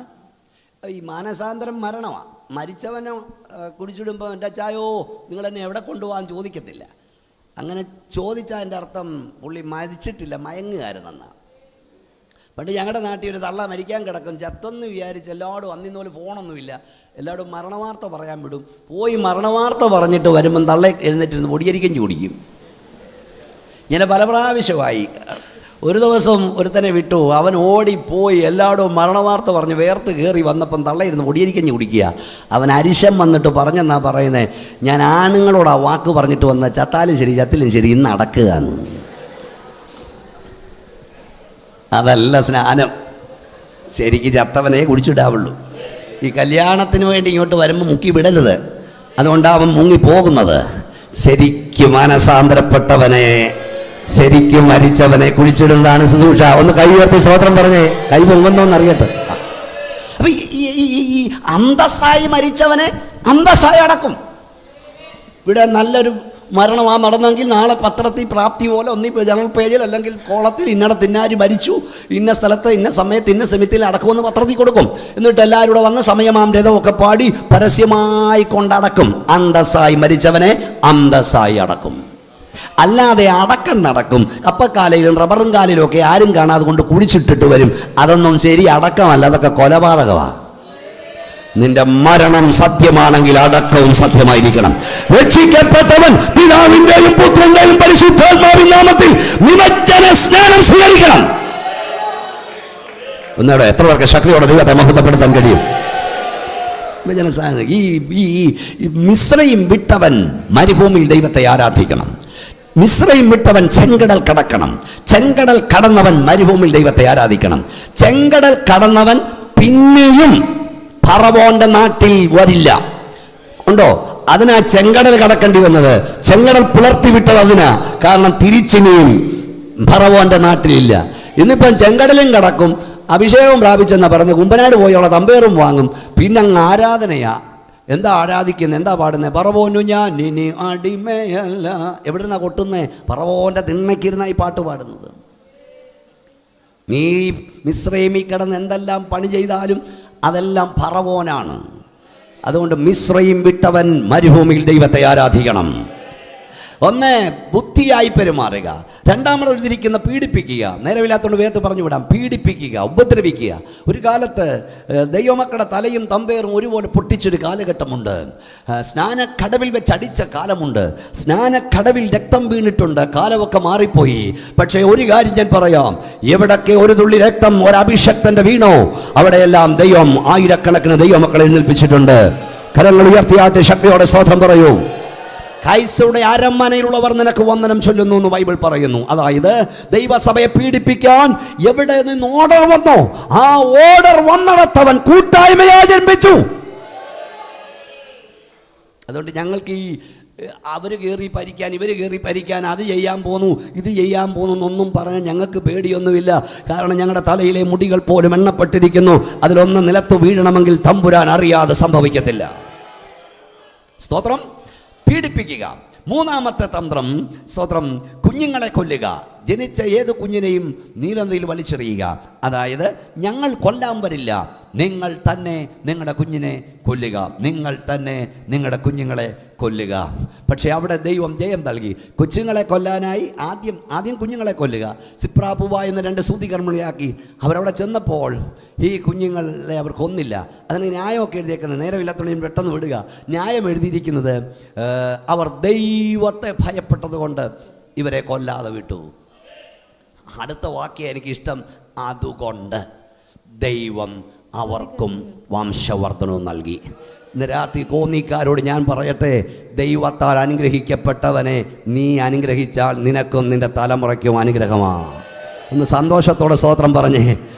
ദൈവത്താൽ വിളിക്കപ്പെട്ടവനെ നീ ആദരിച്ചാൽ നിനക്കും നിന്റെ തലമുറയ്ക്കും അത് ആദരവാ. എന്നാൽ ഇതിന് മറുവശമുണ്ട്. ദൈവത്താൽ വിളിക്കപ്പെട്ടവനെ കാരണം കൂടാതെ നീ വേദനിപ്പിച്ചാൽ അവൻ മറുപടി പറഞ്ഞില്ലെങ്കിലും മറുപടി പറയുന്നൊരുവൻ സ്വർഗത്തിലുണ്ട്. നമ്മളെ സിസ്റ്ററെ ഒന്ന് വായിച്ച് ഒന്ന് ശൗമേൽ 15:2 വേഗത്തിൽ. 1 ശൗമേൽ 15:2 എളുപ്പം വായിച്ച്. 1 ശൗമേൽ 15:2 വാക്യം. 1 ശൗമേൽ 15:2 വാക്യം. യെസ്. സൈന്യങ്ങളുടെ യഹോവ ഇപ്രകാരം അരുളി ചെയ്യുന്നു, ഇസ്രായേൽ മിസ്രയീമിൽ നിന്നും പുറപ്പെട്ടു വരുമ്പോൾ വഴിയിൽ വെച്ച് അമാലേക്ക് അവരെ ആക്രമിച്ചു. അവരോട് ചെയ്തതിനെ ഞാൻ കുറിച്ചു വെച്ചിരിക്കുന്നു എന്ന് പറഞ്ഞാൽ വഴിയാത്രയിൽ ഇസ്രായേൽ മക്കളോട് അവർ ചെയ്തതെല്ലാം തമ്പുരാൻ കുറിച്ചു വെച്ചു. ഇന്ന് രാത്രി ഞാൻ പറയാം, ദൈവത്താൽ വിളിക്കപ്പെട്ടവനോട് നീ ചെയ്യുന്നത് മറുപടി അവൻ ചെയ്തില്ലെങ്കിലും തമ്പുരാൻ കുറിച്ചു വെച്ചു മറുപടി പറയും. ഒന്ന് ശക്തിയോടെ കർത്താവിനെ സ്തുതിച്ചേ. തലശ്ശേരിയിലുള്ളൊരു പാവപ്പെട്ട ദൈവദാസനെ തൻ്റെ ഭാര്യയും രാത്രി 12 മണിക്ക് കുറച്ച് ചെറുപ്പക്കാർ വന്ന് വിളിച്ചു, ഒരാൾ രോഗിയായി കിടക്കുന്നു, വരണമെന്ന്. ഈ പാവപ്പെട്ടവൻ വിശ്വസിച്ചങ്ങ് ഇറങ്ങി. ഭാര്യയും 2 ബൈക്കിൽ, അവർ മുമ്പേ ബൈക്കിൽ. പാസ്റ്റർ വന്ന ഒരു ആത്മാവിനെ കിട്ടാൻ പോവാന്ന് വെച്ചാൽ ഇറങ്ങിയത്.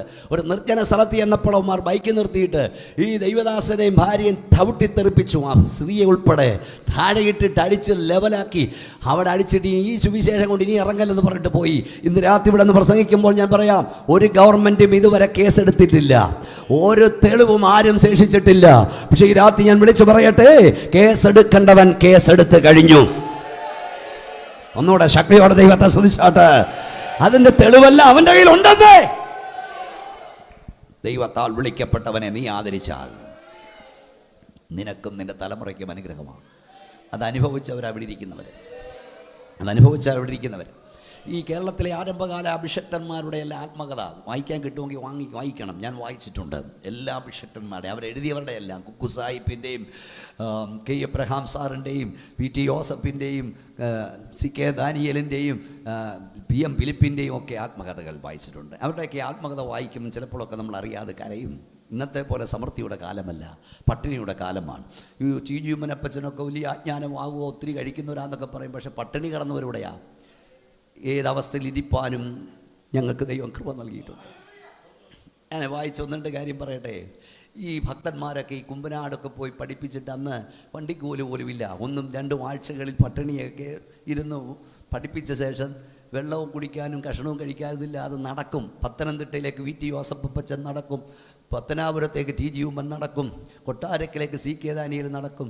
അതുപോലെ ഓരോരുത്തർ PM പുലിപ്പ് കോട്ടയത്ത് നടക്കും. അങ്ങനെ ഓരോരോ അഭിഷക്തന്മാർ ഓരോ സ്ഥലങ്ങളിലേക്ക് നടക്കും. ഈ നടന്നു പോകുന്ന വഴിക്ക് ക്ഷീണം കൊണ്ട് തളർന്ന് എവിടെങ്കിലും ഒരു മരച്ചുവട്ടിൽ അവരിയ്ക്കും. ഏതെങ്കിലും വീടിൻ്റെ മുറ്റത്തോ തിണ്ണയ്ക്കോ നിൽക്കുമ്പോൾ ആ വീട്ടുകാരൻ ഇവരെ കണ്ടിട്ട് ഒന്നുകിൽ അകത്തോട്ട് കൊണ്ടുപോകും, ഒരു ഗ്ലാസ് മോരും വെള്ളം കലക്കി കൊടുക്കും, ഒരു ഗ്ലാസ് ചായ ഇട്ട് കൊടുക്കും, വന്നിരുന്നാട്ടെന്ന് പറയും. അങ്ങനെ അനേക കുടുംബങ്ങളെ എഴുതി വെച്ചിട്ടുണ്ട്. ഞാനിങ്ങനെ നടന്നു വരുമ്പോൾ, വിശന്നു വരുമ്പോൾ, ദാഹിച്ചു വരുമ്പോൾ എന്നെ കുടുംബം എന്നെ വിളിച്ചു. ആ കുടുംബക്കാരെനിക്കൊരു ഗ്ലാസ് മോരും വെള്ളം തന്നു, ഒരു ഗ്ലാസ് ചായ തന്നു. വീട്ടിൽ പോയി വായിച്ചു നോക്കണം, കിട്ടുവാണ്. ഞാൻ ഇന്ന് രാത്രി ഇവിടെ എന്ന് പറയാം, ഏതൊക്കെ കുടുംബങ്ങളെക്കുറിച്ച് ഇന്ന കുടുംബമെന്ന അഭിഷക്തന്മാർ എഴുതി വെച്ചോ, അവൻ്റെ സന്താനങ്ങളെയും കിളയോട് ദൈവം അമേരിക്കയിൽ ഇംഗ്ലണ്ടിൽ കൊണ്ടിറക്കി. ഓ ബാറകാന, ഇത് പുറത്ത് കേൾക്കുന്നവർക്കുണ്ട്, നിങ്ങൾക്കറിയാം ഈ സാക്ഷ്യം. ഒരഭിഷക്തനെ വീട്ടിൽ കയറ്റി ഒരു ഗ്ലാസ് വെള്ളം കൊടുത്തിട്ടുണ്ടെങ്കിൽ അവന്റെ തലമുറയെ ദൈവം അനുഗ്രഹിക്കാതിരുന്നിട്ടില്ല. ഒന്ന് ശക്തിയോടെ കൈയടിച്ച് ദൈവത്തെ സ്തുതിക്കുക. എങ്ങനെ കണ്ണു നിറയാതെ പ്രസംഗിക്കും? ഇന്നത്തെ തലമുറയ്ക്ക് ഇത് വല്ലതും അറിയാവോ? ഇന്ന് ദൈവദാസന്മാരെ ഏറ്റവും അധികം ദൂഷിക്കുന്നത് പെന്തക്കോസ്തിൻ്റെ തലമുറയാ. ഫേസ്ബുക്കും ട്വിറ്ററിലും ഫേസ്ബുക്കിലും വാട്സാപ്പിലും ഒരു നല്ല വാക്ക് നീ യേശുവിനെ കുറിച്ച് പറയുന്നുണ്ടോ? ഉണ്ടോ? എവിടെങ്കിലുമൊക്കെ നടന്ന ചെറിയ ചെറിയ കാര്യങ്ങളെ പെരുപ്പിച്ച് ദൈവനാമത്തെ ദുഷിക്കുന്ന പണിയല്ലേ നീ ചെയ്തുകൊണ്ടിരിക്കുന്നേ? യേശു ദൈവമല്ലെന്നും പറഞ്ഞ് ഇടയൊരുത്തൻ ഇറങ്ങിയവന് അവൻ ഇഷ്ടം പോലെ പണി അവൻ അങ്ങനെ ഇതുക്കിക്കൊണ്ടിരിക്കുക. യേശു ദൈവമല്ല. ഞാൻ ഈയിടെ പറഞ്ഞു, യേശു ദൈവമല്ല, യേശു രക്ഷിതാവുമല്ല. യേശു ദൈവമാണെങ്കിലേ രക്ഷിതാവാകത്തുള്ളൂ. കാരണം രക്ഷിതാവ് പാപമില്ലാത്തവനും പാപപരിഹാരക്രിയ ആവശ്യമില്ലാത്തവനുമാണ്. രക്ഷിതാവ് എന്നേക്കും ജീവിച്ചിരിക്കുന്നവണം. ഇന്നലെ ജീവിച്ചവരെ, ഇന്ന് ജീവിക്കുന്നവരെ, ഇനി ജീവിക്കാനുള്ളവരെയും രക്ഷിക്കാൻ പ്രാപ്തനാകണം. രക്ഷിതാവ് സർവ്വജ്ഞാനിയായിരിക്കണം. രക്ഷിതാവ് സർവ്വശക്തനാകണം. അതിനെ നേരമുള്ളതുകൊണ്ടാണ് പറയുന്നത്. അപ്പോൾ യേശു ദൈവമാണെങ്കിലേ യേശു രക്ഷിതാവും. യേശു ഒരു സാധാരണ മനുഷ്യനാണെങ്കിൽ അവന് രക്ഷിപ്പാൻ കഴിയില്ല. പഴയ നിയമം മുഴുവൻ പറയുന്നത് എന്റെ രക്ഷയാകുന്ന യഹോവ. യേശു രക്ഷിതാവാ, അതുകൊണ്ട് തന്നെ അവൻ ദൈവമാ. നിനക്ക് ഇതൊരു വാക്കിടാൻ കഴിയുന്നോ? കണ്ടവനൊക്കെ പറയുന്നെല്ലാം ഫേസ്ബുക്കിൽ ഇട്ടുന്ന നീ ഓർത്തോണം, യേശുവിന്റെ മുഖത്ത് നീ കാർക്കിച്ചു തുപ്പുക. ഒന്ന് ശക്തിയോടെ ദൈവത്തെ സ്തുതിച്ചേ ദൈവവൈതലേ. ഈ ദൈവദാസന്മാരെ കുറിച്ചൊക്കെ എന്തൊക്കെയാണെന്ന് എഴുതുന്നത്. പിന്നെ ഇതൊക്കെ ഞങ്ങളൊക്കെ നോക്കാതിരിക്കാനൊക്കത്തില്ല. ഇങ്ങനെ ചിലരൊക്കെ ഇങ്ങനെ അയച്ചു തരും, കണ്ടോ ദൈവദാസ എന്തൊക്കെയാ പറയുന്നത്, എന്തൊക്കെയാ പറയുന്നത്. അത് 1 ലക്ഷവും 2 ലക്ഷവും ഒക്കെ കേൾവിക്കാരും കാഴ്ച ശരിയായിരിക്കാം, പലരും കാണും. പക്ഷെ നീ ആരാ മറ്റൊരുത്തൻ്റെ ദാസനെ വിധിക്കാൻ? അവനവൻ ദൈവത്തോട് കണക്ക് കൊടുത്തുകൊള്ളും. മുണ്ട് മുറുക്കി കൊടുത്ത് ദൈവത്തെ സേവിപ്പാൻ ഇറങ്ങിയ ഭക്തന്മാരുണ്ട്. നീ കാര്യമറിയാതെ അവരെ അപഹസിക്കരുത്, പരിഹസിക്കരുത്. ഒരു കാര്യം ഞാൻ പറയാം, അവർ നിശബ്ദരായിരുന്നാലും ചോദിക്കേണ്ടവൻ സമയത്ത് ചോദിച്ചിരിക്കും.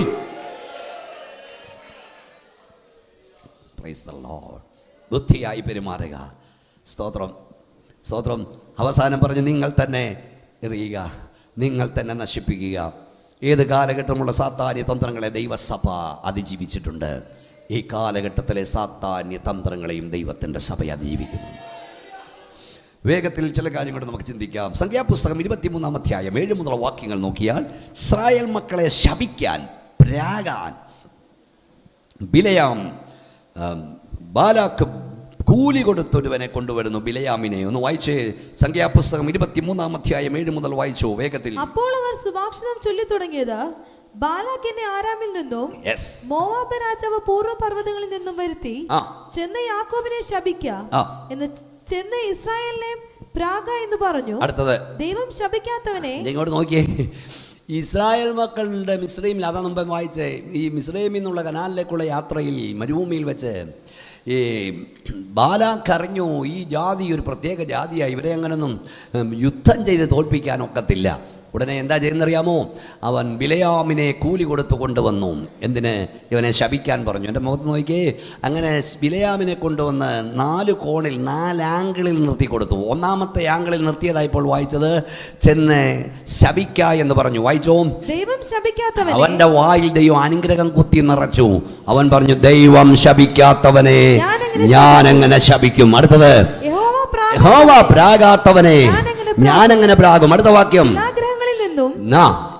ശിലാഗ്രഹങ്ങളിൽ നിന്ന് ഞാൻ അവനെ കാണുന്നു, ഗിരികളിൽ നിന്ന് ഞാൻ അവനെ ദർശിക്കുന്നു.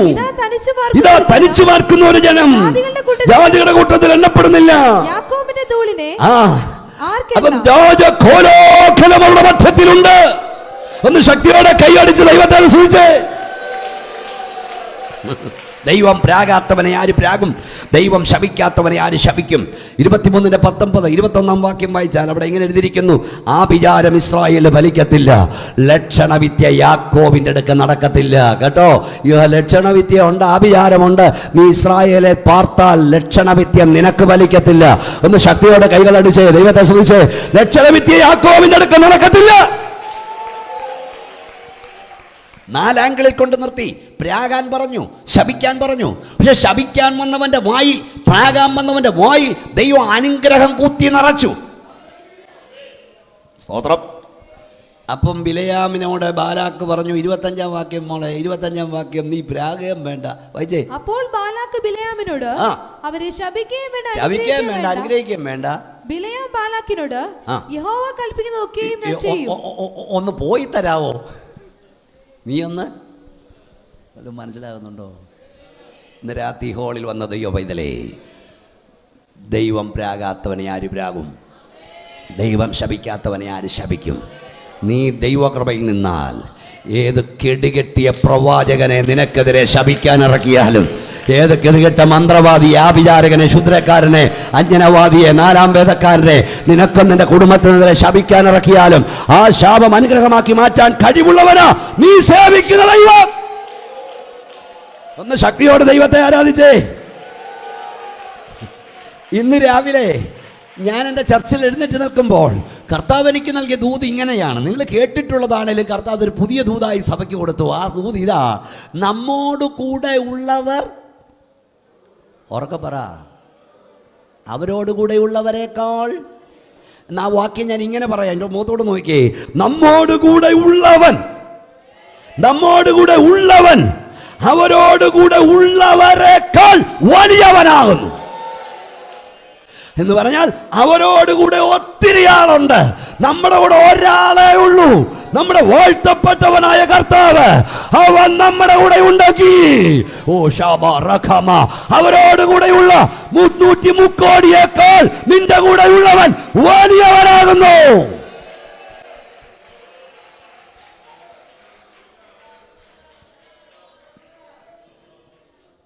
സ്തോത്രം, സ്തോത്രം, സ്തോത്രം. തമ്പുരാൻ പറഞ്ഞു, നീ വടിയും കൂടെ എടുത്തുകൊണ്ട് പോക്കോ, അവൻ നിന്നോടൊരു അത്ഭുതം ചോദിക്കുന്നു. ഈ എന്താ തമ്പുരാൻ ആരാ?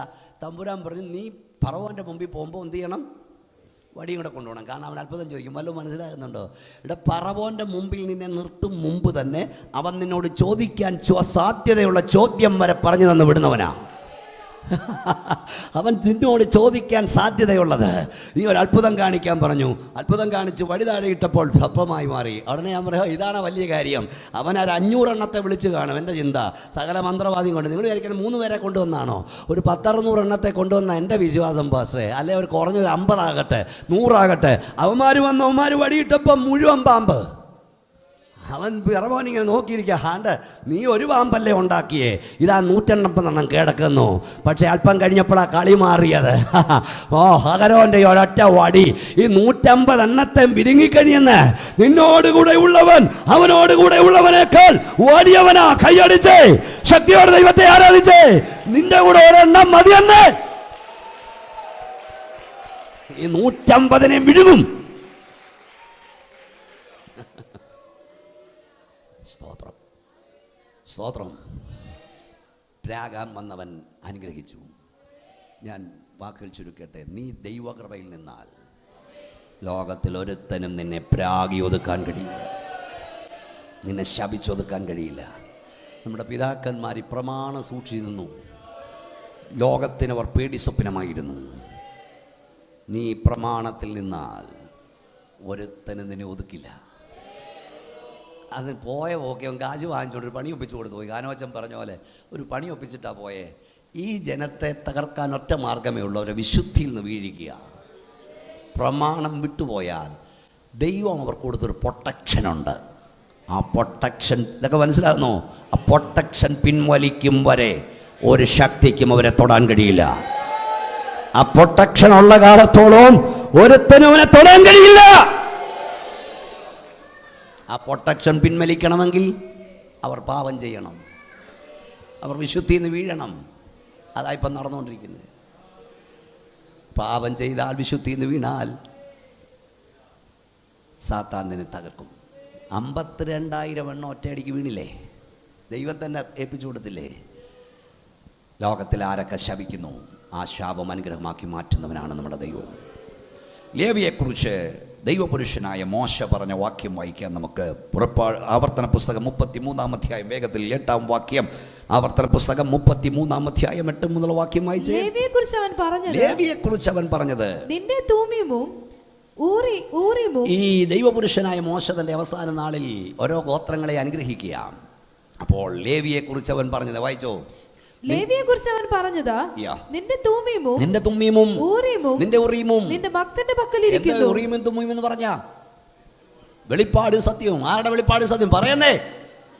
സ്വർഗത്തിലെ ദൈവത്തിന്റെ വെളിപ്പാട് സത്യവും അപ്പൻ ശപിച്ച ലേവിയുടെ കയ്യിലിരിക്കുന്നെന്ന് മനസ്സിലായോ? വായിച്ചോ. നീ മസയിൽ വെച്ച് പരീക്ഷിക്കുകയും കലകജലത്തിങ്കൽ വെച്ച് പെരുകയും ചെയ്തവന്റെ പക്കൽ തന്നെ. അടുത്ത വാക്യം. എന്തുകൊണ്ട് ഈ ഉറീമും തുമ്മീമുനെ ഏൽപ്പിച്ചു? അതാ എന്തുകൊണ്ട് ഏൽപ്പിച്ചു? അവൻ അപ്പനെയും അമ്മയെയും കുറിച്ച് ഞാൻ അവരെ കണ്ടില്ല എന്ന് പറഞ്ഞു. സഹോദരന്മാരെ അവൻ ആദരിച്ചില്ല, സ്വന്തം മക്കളെ അവൻ ഓർത്തില്ല. അവർ എങ്കിലും കൊടുക്കണമെന്ന് കൈ ഉയർത്തിക്കൊണ്ട് പറഞ്ഞു. എങ്കിലും നിന്റെ വചനം അവർ പ്രമാണിച്ചു, നിന്റെ ചട്ടങ്ങളെ അവർ ആചരിച്ചു. വായിച്ചു മോളെ, വായിക്കേ. നിന്റെ വചനം അവർ പ്രമാണിച്ചു, നിന്റെ നിയമം കാത്തുകൊള്ളുകയും ചെയ്തു. അവർ യാക്കോബിന് നിന്റെ വിധികളും ഇസ്രായേലിന് ന്യായപ്രമാണവും. അതുകൊണ്ട് യാക്കോബിന് അവർ തന്റെ വിധികളും ഇസ്രായേലിന് ന്യായപ്രമാണവും ഉപദേശിക്കും. ശപിച്ച അപ്പന്റെ അവന്റെ കുടുംബക്കാർക്ക് ന്യായവിധി, ദൈവത്തിന്റെ ന്യായവിധി ചട്ടങ്ങൾ നിയമിച്ചു. തിരുവഴുത്തിന്റെ മാഹാത്മ്യം കണ്ടോ? എവിടെ വെച്ചാണ് അപ്പനെ ആദരിക്കാതിരുന്നത്? എവിടെ വെച്ചാണ് അമ്മയെന്ന് ഓർക്കാതിരുന്നത്? നിങ്ങൾക്കറിയാം, സിനായ് പർവ്വതത്തിൻ്റെ അടിവാരത്തിൽ അഗ്നിപ്രമാണം അഗ്നികരത്തിൽ എഴുതപ്പെട്ടതുമായി ദൈവത്തിൻ്റെ ദാസനായ മോശ ഇറങ്ങി വരുമ്പോൾ, പുറപ്പാട് 32:26 പറയുന്നത്, വായിക്കണ്ട, നോക്കിയാൽ മതി, ഇവനെക്കുറിച്ചോ. ദൈവപുരുഷനായ മോശ ഇറങ്ങി വരുമ്പോൾ പ്രമാണം ലഭിച്ച ജനം ഒന്നാമത്തെ പ്രമാണം കാറ്റിൽ പറത്തി. ഞാനല്ലാതെ തന്നെ ദൈവം ഉണ്ടാകരുത്, ഒരു വിഗ്രഹത്തെ ഉണ്ടാക്കരുതെന്നുള്ള പ്രമാണം കാറ്റിൽ പറത്തി. കാളക്കുട്ടി ഉണ്ടാക്കി അതിൻ്റെ മുമ്പിൽ വീണ് അതിനെ ആരാധിച്ചു കൊണ്ടിരിക്കുമ്പോൾ മോശയുടെ കോപം ജ്വലിച്ചു. അവൻ കയ്യിലിരുന്ന കൽപ്പലകയെടുത്ത് ഉടച്ചു കളഞ്ഞു. അതിനുശേഷം 26-ാം വാക്യത്തിൽ അവൻ ഇങ്ങനെ വിളിച്ചു പറഞ്ഞു, യഹോവയുടെ പക്ഷത്തുള്ളവൻ മാറി നിൽക്കട്ടെ. ഒന്ന് വായിച്ചേ, യഹോവയുടെ പക്ഷത്തുള്ളവൻ. അടുത്ത പദം എന്നാറേ, മോളെ വായിക്കേ.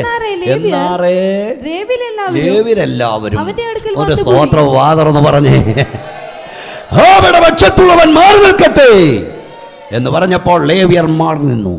നിങ്ങൾക്കറിയാമോ, ഈ കാളക്കുട്ടി ഉണ്ടാക്കാൻ ലീഡർഷിപ്പ് എടുത്തത് ആരാ? അഹരോൻ, ലേവ്യ ഗോത്രക്കാരൻ, മോശയുടെ ചേട്ടൻ. അവനാണ് ഇതിന് സ്കെച്ചും പ്ലാനും തയ്യാറാക്കിയത്. അവൻ വിളിച്ചു പറഞ്ഞു, നമ്മളെ കൊണ്ടുവന്ന ദൈവം ഏടെന്ന് അറിയില്ല, മോശയും കാണുന്നില്ല, അതുകൊണ്ട് നിങ്ങളുടെ മക്കളുള്ള കുണുക്കെല്ലാം കൊണ്ടുവരാൻ പറഞ്ഞു. അപ്പം വന്നവർ കുണുക്കൂരിയിട്ട് കൊടുക്കാൻ തുടങ്ങി. ആ കൂട്ടത്തിൽ ആരും കുണുക്കൂരി കൊടുത്തച്ചാ? ലേവ്യനും കൊടുത്തു കുണുക്ക്, എല്ലാവരും കൊടുത്തു. കാളക്കുട്ടി ഉണ്ടാക്കാൻ അവരെല്ലാം കൂടെ നിന്നു. ഇങ്ങോട്ട് നോക്കിയേ. പക്ഷേ വേർപാടിൻ്റെ വിളി വന്നപ്പോൾ ഞങ്ങളുടെ കുണുക്ക് അവിടെ ഉണ്ടെന്നും പറഞ്ഞവർ നിന്നില്ല. അവർ വിശുദ്ധിക്ക് വേണ്ടി മാറി നിന്നു. ഒന്നുകൂടെ ശക്തിയോടെ സ്തോത്രം പറയാൻ കഴിയുമോ? ലേവിൻ്റെ പ്രത്യേകത അതാണ് സ്നേഹിത.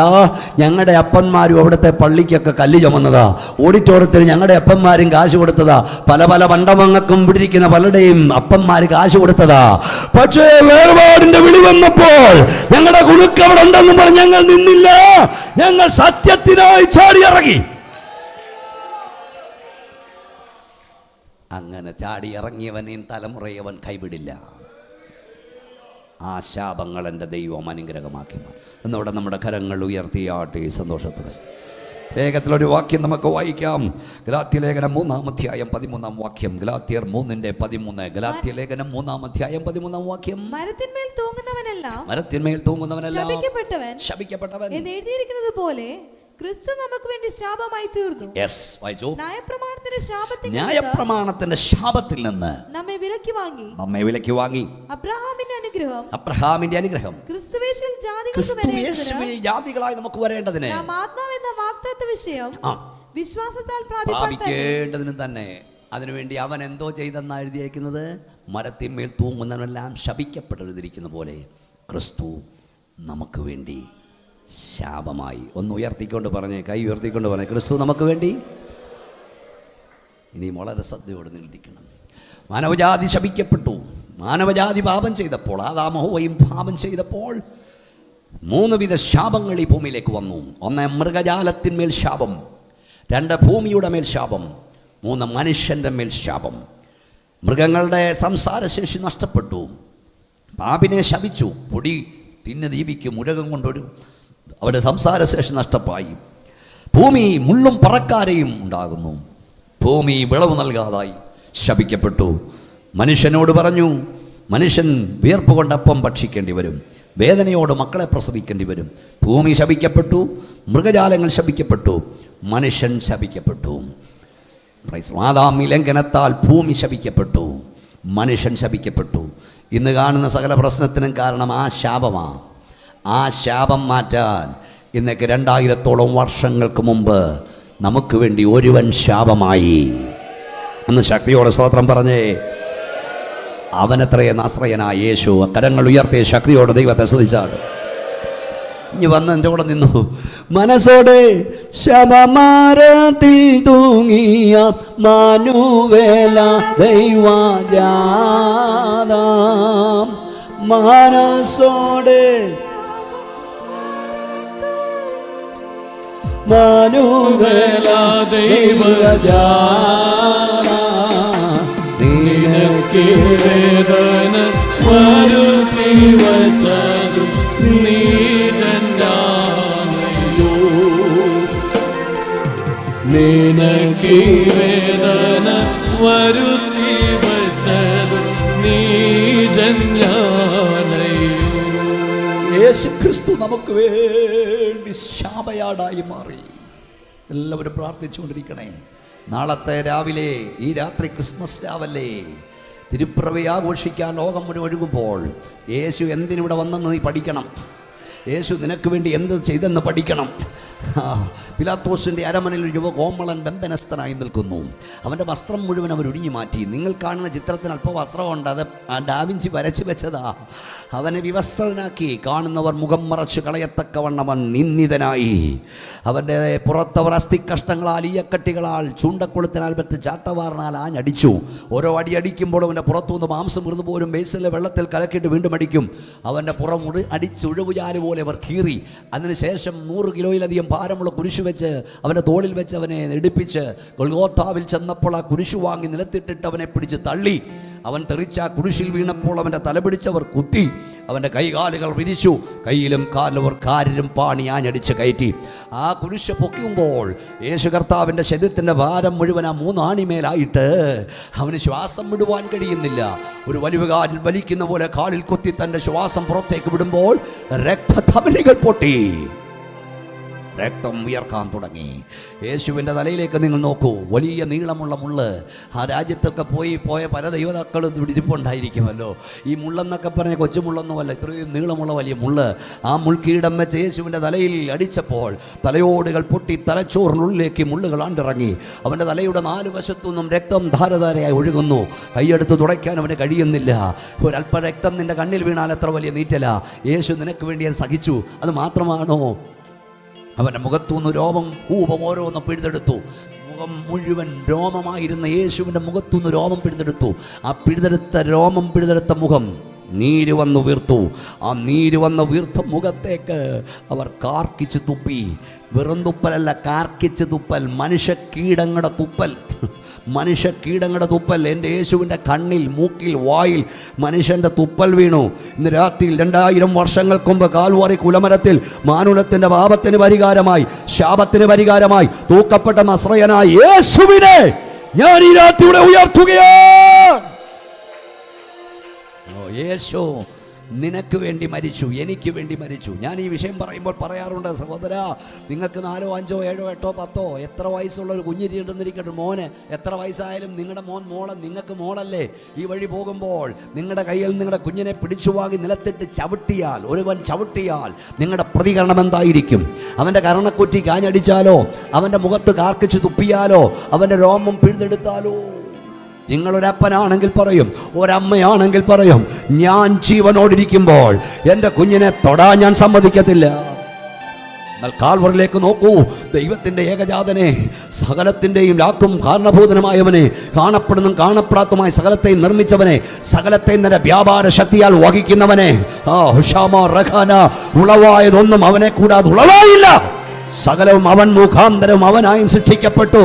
ആ ദൈവത്തിൻ്റെ ഏകജാതനെ മനുഷ്യക്കീടങ്ങൾ മുഷ്ടിയുരുട്ടി ഇടിക്കുന്നു, കാർക്കിച്ചു തുപ്പുന്നു.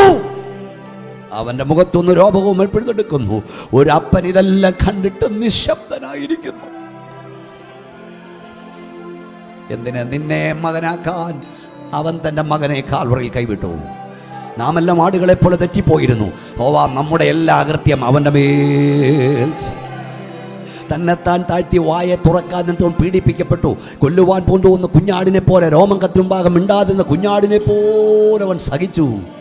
നിന്നെ നേടാനാ, നിന്റെ ശാപം മാറ്റാനാ, നിന്റെ പാപം പോക്കാനാ അവൻ ക്രൂശിൽ മരിച്ചത്. ഒരു കാര്യം ഇത് പറഞ്ഞില്ലേ, പ്രസംഗം പൂർണ്ണമാകത്തില്ല. ന്യായപ്രമാണത്തിന് കഴിയാഞ്ഞതിനെ സാധിപ്പിക്കാൻ ദൈവം തൻ്റെ പുത്രനെ ജഡത്തിൻ്റെ സാക്ഷിയിൽ അയച്ചു, ജഡത്തിൽ ശിക്ഷ വിധിച്ചു. മനസ്സിലായോ? ന്യായപ്രമാണത്തിന് കഴിയാനെ സാധിപ്പിക്കാൻ. ആദാമി ലംഘനത്താൽ ഉളവായ സകല ശാപങ്ങളും കാൽവറി ക്രൂശിൽ യേശു ക്രിസ്തുവിന്റെ രക്തത്താൽ മോചനമുണ്ട്. ഒന്ന് കൈയാട്ടി സ്തോത്രം പറയാൻ കഴിയുമോ? 2 തിയോളജി ഇപ്പം ഇറങ്ങിയിട്ടുണ്ട്. അത് പറഞ്ഞില്ലേ, പ്രസംഗം ശരിയായില്ലെന്നേ.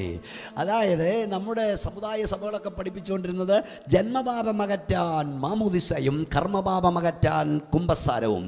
ജന്മപാപം മാമോദിസയാൽ അല്ലേ, കർമ്മപാപം കുമ്പസാരത്താൽ. അപ്പം ജന്മപാപം മാമോദിസയിലും പോയി, കർമ്മപാപം കുമ്പസാരത്തിലും പോയി. അങ്ങനെയാണ് പിന്നെ യേശു എന്തിനാ മരിച്ചേ? തലകറക്കം മാറ്റാനോ, മൂക്കേപ്പനി മാറ്റാനോ? ന്യായപ്രമാണത്തിന് കഴിയാനെ സാധിപ്പിക്കാനാ ദൈവം തന്റെ പുത്രനെ അയച്ചത്. മനുഷ്യന്റെ വീണ്ടെടുപ്പ് വിലയേറിയത്. അത് ഒരു നാള് സാധിക്കത്തില്ല. മനുഷ്യനെ കൊണ്ട് സാധിക്കാത്തതിനെ സാധിപ്പിക്കാനാ യേശു കർത്താവ് ഈ ഭൂമിയിൽ വന്നത്. ആ ഇഷ്ടത്താൽ യേശു ക്രിസ്തു ഒരിക്കലായി കഴിച്ച ശരീരയാഗത്താൽ നാം വിശുദ്ധീകരിക്കപ്പെട്ടിരിക്കുന്നു. ഒന്ന് കൈയടിച്ച് ദൈവത്തെ സ്തുതിച്ചേ. ഒരിക്കലായി. അപ്പൊ ഇപ്പൊ ഒരു തിയോളജി ഉണ്ട്. ആ തിയോളജി യേശു ക്രൂശിൽ മരിച്ചെന്നൊക്കെ ശരിയാ. നിങ്ങൾ അംഗീകരിക്കുമോ, സ്തോത്രം പറയോ പറയാതിരിക്കുമോ ഒന്നും പ്രശ്നമില്ല. എനിക്ക് ഈ വേദപുസ്തകം വിട്ട് പ്രസംഗിക്കാൻ കഴിയില്ല. യേശു ക്രൂശിൽ മരിച്ചത് ശരിയാ, പക്ഷേ അഭിഷക്തൻ പ്രാർത്ഥിച്ചാലേ ശാപം മാറത്തുള്ളെന്ന ആ ഉപദേശം വേദപുസ്തക ഉപദേശമല്ല. Praise the Lord, praise the Lord. അഭിഷക്തൻ പ്രാർത്ഥിച്ചാൽ രോഗം മാറും. അഭിഷക്തൻ പ്രാർത്ഥിച്ചാൽ ഒരു പക്ഷേ ഭൂതശാന്തി ഉണ്ടാകാം. പക്ഷേ ശാപം മാറ്റാൻ, പാപത്തിന്റെ ലംഘനത്താലുമായ ശാപം മാറ്റാൻ അധികാരമുള്ളവൻ നാസറേയനായ യേശു അല്ലേ. ഞാൻ കഴിഞ്ഞ രാത്രിയിൽ വലിയൊരു ജനക്കൂട്ടത്തോട് പ്രസംഗിക്കുകയായിരുന്നു തൃശ്ശൂര്. അപ്പോൾ ഞാൻ പറഞ്ഞു, ഈ യേശു ഒന്ന് നോക്കിയപ്പോൾ രോഗശാന്തി ഉണ്ടായി. കൈ തൊട്ടാൽ സൗഖ്യമാകും, മുടന്തൻ സൗഖ്യമാകുന്നു, കുരുടൻ കാഴ്ച ലഭിക്കുന്നു. യേശുവിൻ്റെ നോട്ടത്തിൽ പോലും പരിവർത്തന ശക്തിയുണ്ട്. അവനൊരു വാക്ക് കൽപ്പിച്ചാൽ വിടുക. മുമ്പേ പറഞ്ഞല്ലോ, മിസ്രൈമിൽ ഇറങ്ങിച്ചെന്നവൻ അത്ഭുതങ്ങളെ ചെയ്തു. ഊബിൽ യേശു കർത്താവ് വന്നപ്പോൾ അത്ഭുതം ചെയ്തു. നിനക്കൊരു അത്ഭുതം ചെയ്യാൻ കർത്താവിന് അധികമൊന്നും ചെലവാകത്തില്ല.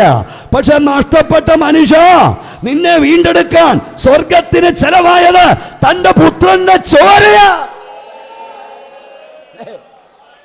നിന്നെ വിലയ്ക്ക് വാങ്ങിയത് വെള്ളി പൊന്നെ മുതലായി അഴിഞ്ഞു പോകുന്ന വസ്തുക്കളെ കൊണ്ടല്ല, ക്രിസ്തു യേശു എന്ന നിർദോഷവും നിഷ്കളങ്കവുമായ കൈ ഉയർത്തിപ്പറ, കുഞ്ഞാടിന്റെ വിലയേറിയ വിലയേറിയ വിലയേറിയ രക്തം.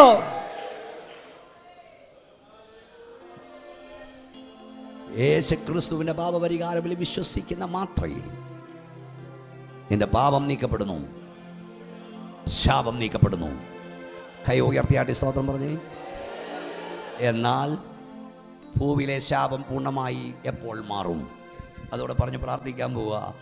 സൃഷ്ടി റോമർ 8:18 മുതൽ സൃഷ്ടി ദൈവോത്തരമാട് വെളിപ്പാടിനായി ഞരങ്ങി ഈറ്റുനോവോടിരിക്കുന്നു. അതാ മുമ്പ് പറഞ്ഞ സംസാരശേഷിയൊക്കെ നഷ്ടപ്പെട്ട് ഞരങ്ങി ഈറ്റുനോവോടിരിക്കുക.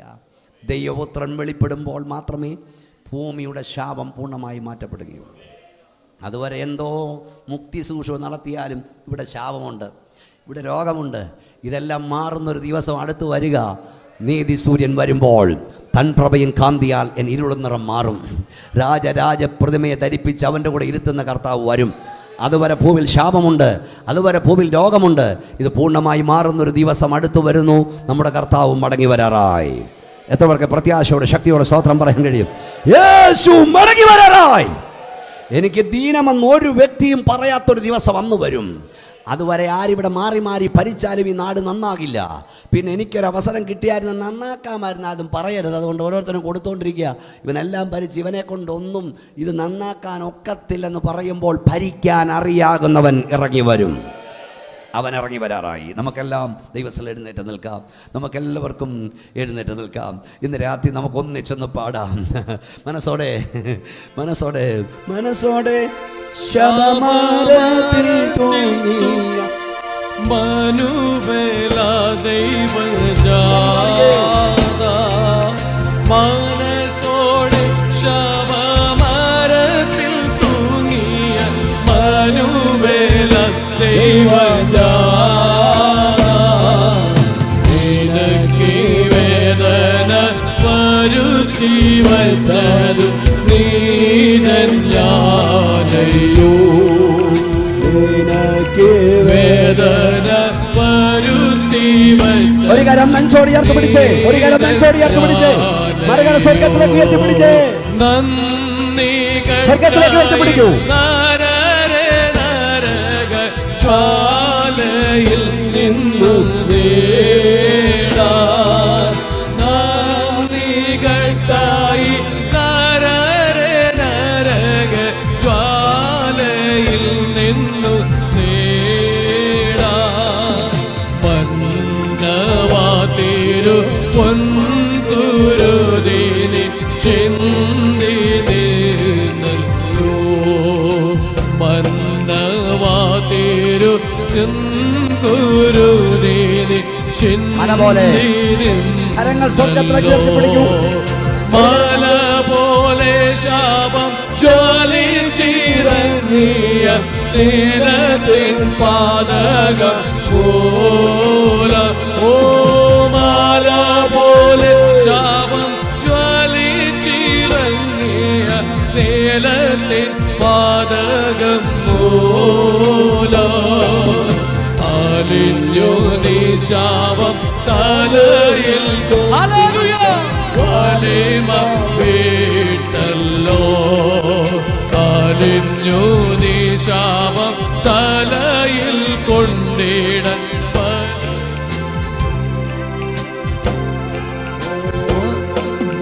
മനസ്സോടെ ശാപമരത്തിൽ തൂങ്ങിയ മനുവേല ദൈവജാത, മനസ്സോടെ ശാപമരത്തിൽ തൂങ്ങിയ മനുവേല ദൈവജാത,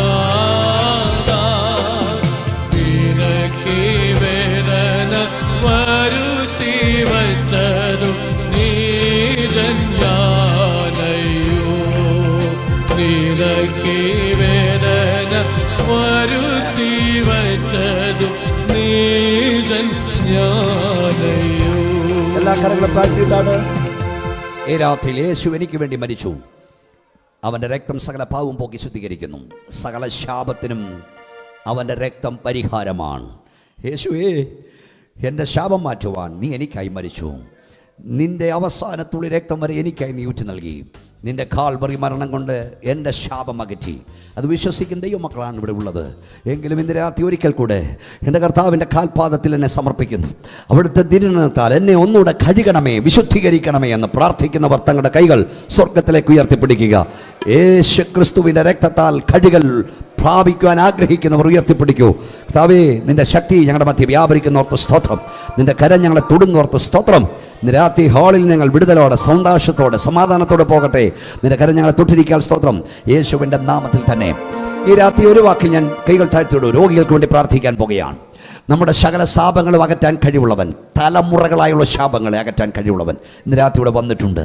ഈ രാത്രിയിൽ യേശു ക്രിസ്തുവിൻ്റെ രക്തത്താൽ വിടുതൽ നമ്മൾ അവകാശമാക്കാൻ പോകുകയാണ്. നിങ്ങൾ രോഗിയാണോ? കർത്താവ് നിങ്ങളുടെ രോഗം സൗഖ്യമാക്കും. കടഭാരമാണോ? ദൈവം വിടുവിക്കും. നിങ്ങളുടെ തലമുറകൾക്ക് വേണ്ടി ദൈവം അത്ഭുതങ്ങളെ ചെയ്യും. നിങ്ങളെ വിളിച്ചിറക്കിയ ദൈവം നിങ്ങളുടെ തലമുറയെ കൈവിടില്ല. ഈ രാത്രിയിൽ എനിക്ക് വേണ്ടി കർത്താവിൻ്റെ അഭിഷേകം പ്രാർത്ഥിക്കണം, എൻ്റെ കുടുംബത്തിന് വേണ്ടി പ്രാർത്ഥിക്കണമെന്ന് പ്രാർത്ഥന ആവശ്യമുള്ളവർ കരങ്ങൾ ഉയർത്തിപ്പിടിക്കാം. നിങ്ങൾക്ക് വേണ്ടി ഞാൻ പ്രാർത്ഥിക്കാൻ പോകുകയാണ്. ഏത് വിഷയമാകട്ടെ, ഞങ്ങളുടെ വാഴ്ത്തപ്പെട്ട കർത്താവേ, സ്വർഗ്ഗപിതാവേ, വിവിധ വിഷയങ്ങൾക്കായി പ്രാർത്ഥന ആവശ്യപ്പെട്ട് ഉയർത്തപ്പെട്ട കരങ്ങൾക്കായി അങ്ങ് സ്തുതിക്കുന്നു. നിന്റെ കുഞ്ഞുങ്ങളുടെ വേദന, നിന്റെ കുഞ്ഞുങ്ങളുടെ ഭാരം ഞങ്ങൾക്ക് അറിഞ്ഞുകൂടെ, അങ്ങേക്കറിയാം. നിങ്ങൾ ഭൂമിയിൽ ബന്ധിക്കപ്പെട്ടിരിക്കും. നിങ്ങൾ അഴിക്കപ്പെടുന്ന പ്രകാരം നിന്റെ അഭിഷക്തദാസന്മാരായ ഞങ്ങൾ നാസറേയനായ യേശുവിൻ്റെ അധികാരമുള്ള നാമത്തിൽ ജനത്തിനു വേണ്ടി പ്രാർത്ഥിക്കുന്നു. ഇപ്പോൾ ഈ ഹാളിൽ വിടുതൽ വ്യാപരിക്കട്ടെ, സൗഖ്യം വ്യാപരിക്കട്ടെ.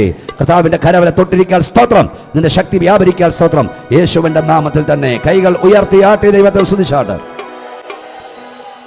ഒന്ന് രണ്ട് കാര്യം ഞാൻ പറയാം. എല്ലാ ശനിയാഴ്ച 5 മണിക്ക് ഹാർവസ്റ്റ് ടി വിയിൽ ഞാൻ പ്രസംഗിക്കുന്നു. എല്ലാ ഞായറാഴ്ചയും വൈകിട്ട് 5 മണിക്ക് പവർഷൻ ടി വിയിൽ ഞാൻ പ്രസംഗിക്കുന്നുണ്ട്. നിങ്ങൾ കാണുന്നുണ്ടായിരിക്കാം, അല്ലേ? കാണണം. അനേക പുസ്തകം ഞാൻ എഴുതിയിട്ടുണ്ട്. ഇത് നോഹയുടെ കാലം, ദൈവന്യായവിധികൾ, ഞാൻ വണങ്ങും ദൈവം, ബൈബിൾ പ്രഭാഷണങ്ങൾ, തിരുവന സന്ദേശങ്ങൾ, സമയമെടുത്തു, അങ്ങനെ 10ഓളം ഗ്രന്ഥങ്ങൾ ബെസ്റ്റ് സെല്ലറാണ്. 20 വർഷം മുമ്പ് ഞാൻ എഴുതിയ പുസ്തകമാണ് നോഹയുടെ കാലം. അത് തുറന്നു വെച്ചാൽ ഇന്ന് സംഭവിക്കുന്ന പല കാര്യങ്ങൾ ഇപ്പോൾ സംഭവിക്കുന്നു. അനേക ആളുകൾ അതിനെക്കുറിച്ച് പറയാറുണ്ട്. ഈ അടുത്ത കാലത്ത് ഞാൻ എഴുതിയ പുസ്തകമാണ് കേൾപ്പാൻ ചെവിയുള്ളവൻ കേൾക്കട്ടെ. ആത്മീയ ലോകത്തെ ഗ്രസിച്ചുകൊണ്ടിരിക്കുന്ന ജഡീകത്വം, ധനാർത്ഥി, ഉപദേശലേവുകൾ, സഭാ രാഷ്ട്രീയം എന്നിവയ്ക്കുള്ള മുന്നറിയിപ്പ്, തലമുറകളെ കൃപയിൽ വളർത്തേണ്ട കാര്യം, കൂടാതെ കുടുംബം സംഭവിക്കാൻ പാടില്ലാത്തതും. മുമ്പേ നമ്മൾ കേട്ടതുപോലെ യേശു ക്രിസ്തു നിൽക്കുന്ന ഇസഹാക്കിൻ്റെ വീട്ടിൽ പോലും സംഭവിക്കാൻ പാടില്ല, സംഭവിച്ചു. നമ്മുടെ വീട്ടിൽ സംഭവിക്കരുത്. 10 പുസ്തകങ്ങളിൽ 4 ബുക്കുകൾ പുറത്തുണ്ട്. വേണ്ടവർക്ക് വാങ്ങാം. ദൈവം അനുഗ്രഹിക്കട്ടെ. വളരെ അത്യാവശ്യമുള്ളവരൊക്കെ പോയി കഴിഞ്ഞെന്ന് എനിക്കറിയാം. പക്ഷേ ദൈവത്തെ സേവിപ്പാൻ വന്ന് നമ്മൾ 5 മിനിറ്റോടൊന്ന് ദൈവത്തെ ആരാധിച്ചേ പോകാവുള്ളൂ. യോഗം ലാസ്റ്റ് മീറ്റിംഗ് ആണ്. കർത്താവിൻ്റെ ദാസൻ എന്നോട് പറഞ്ഞ സമയം ആയിട്ടില്ല. ഒന്ന് കൈയൊക്കെ ഒന്ന് അടിച്ച് ശക്തിയോടെ നമ്മുടെ ദൈവത്തെ ഒന്ന് ആരാധിക്കാൻ പോകുകയാണ്.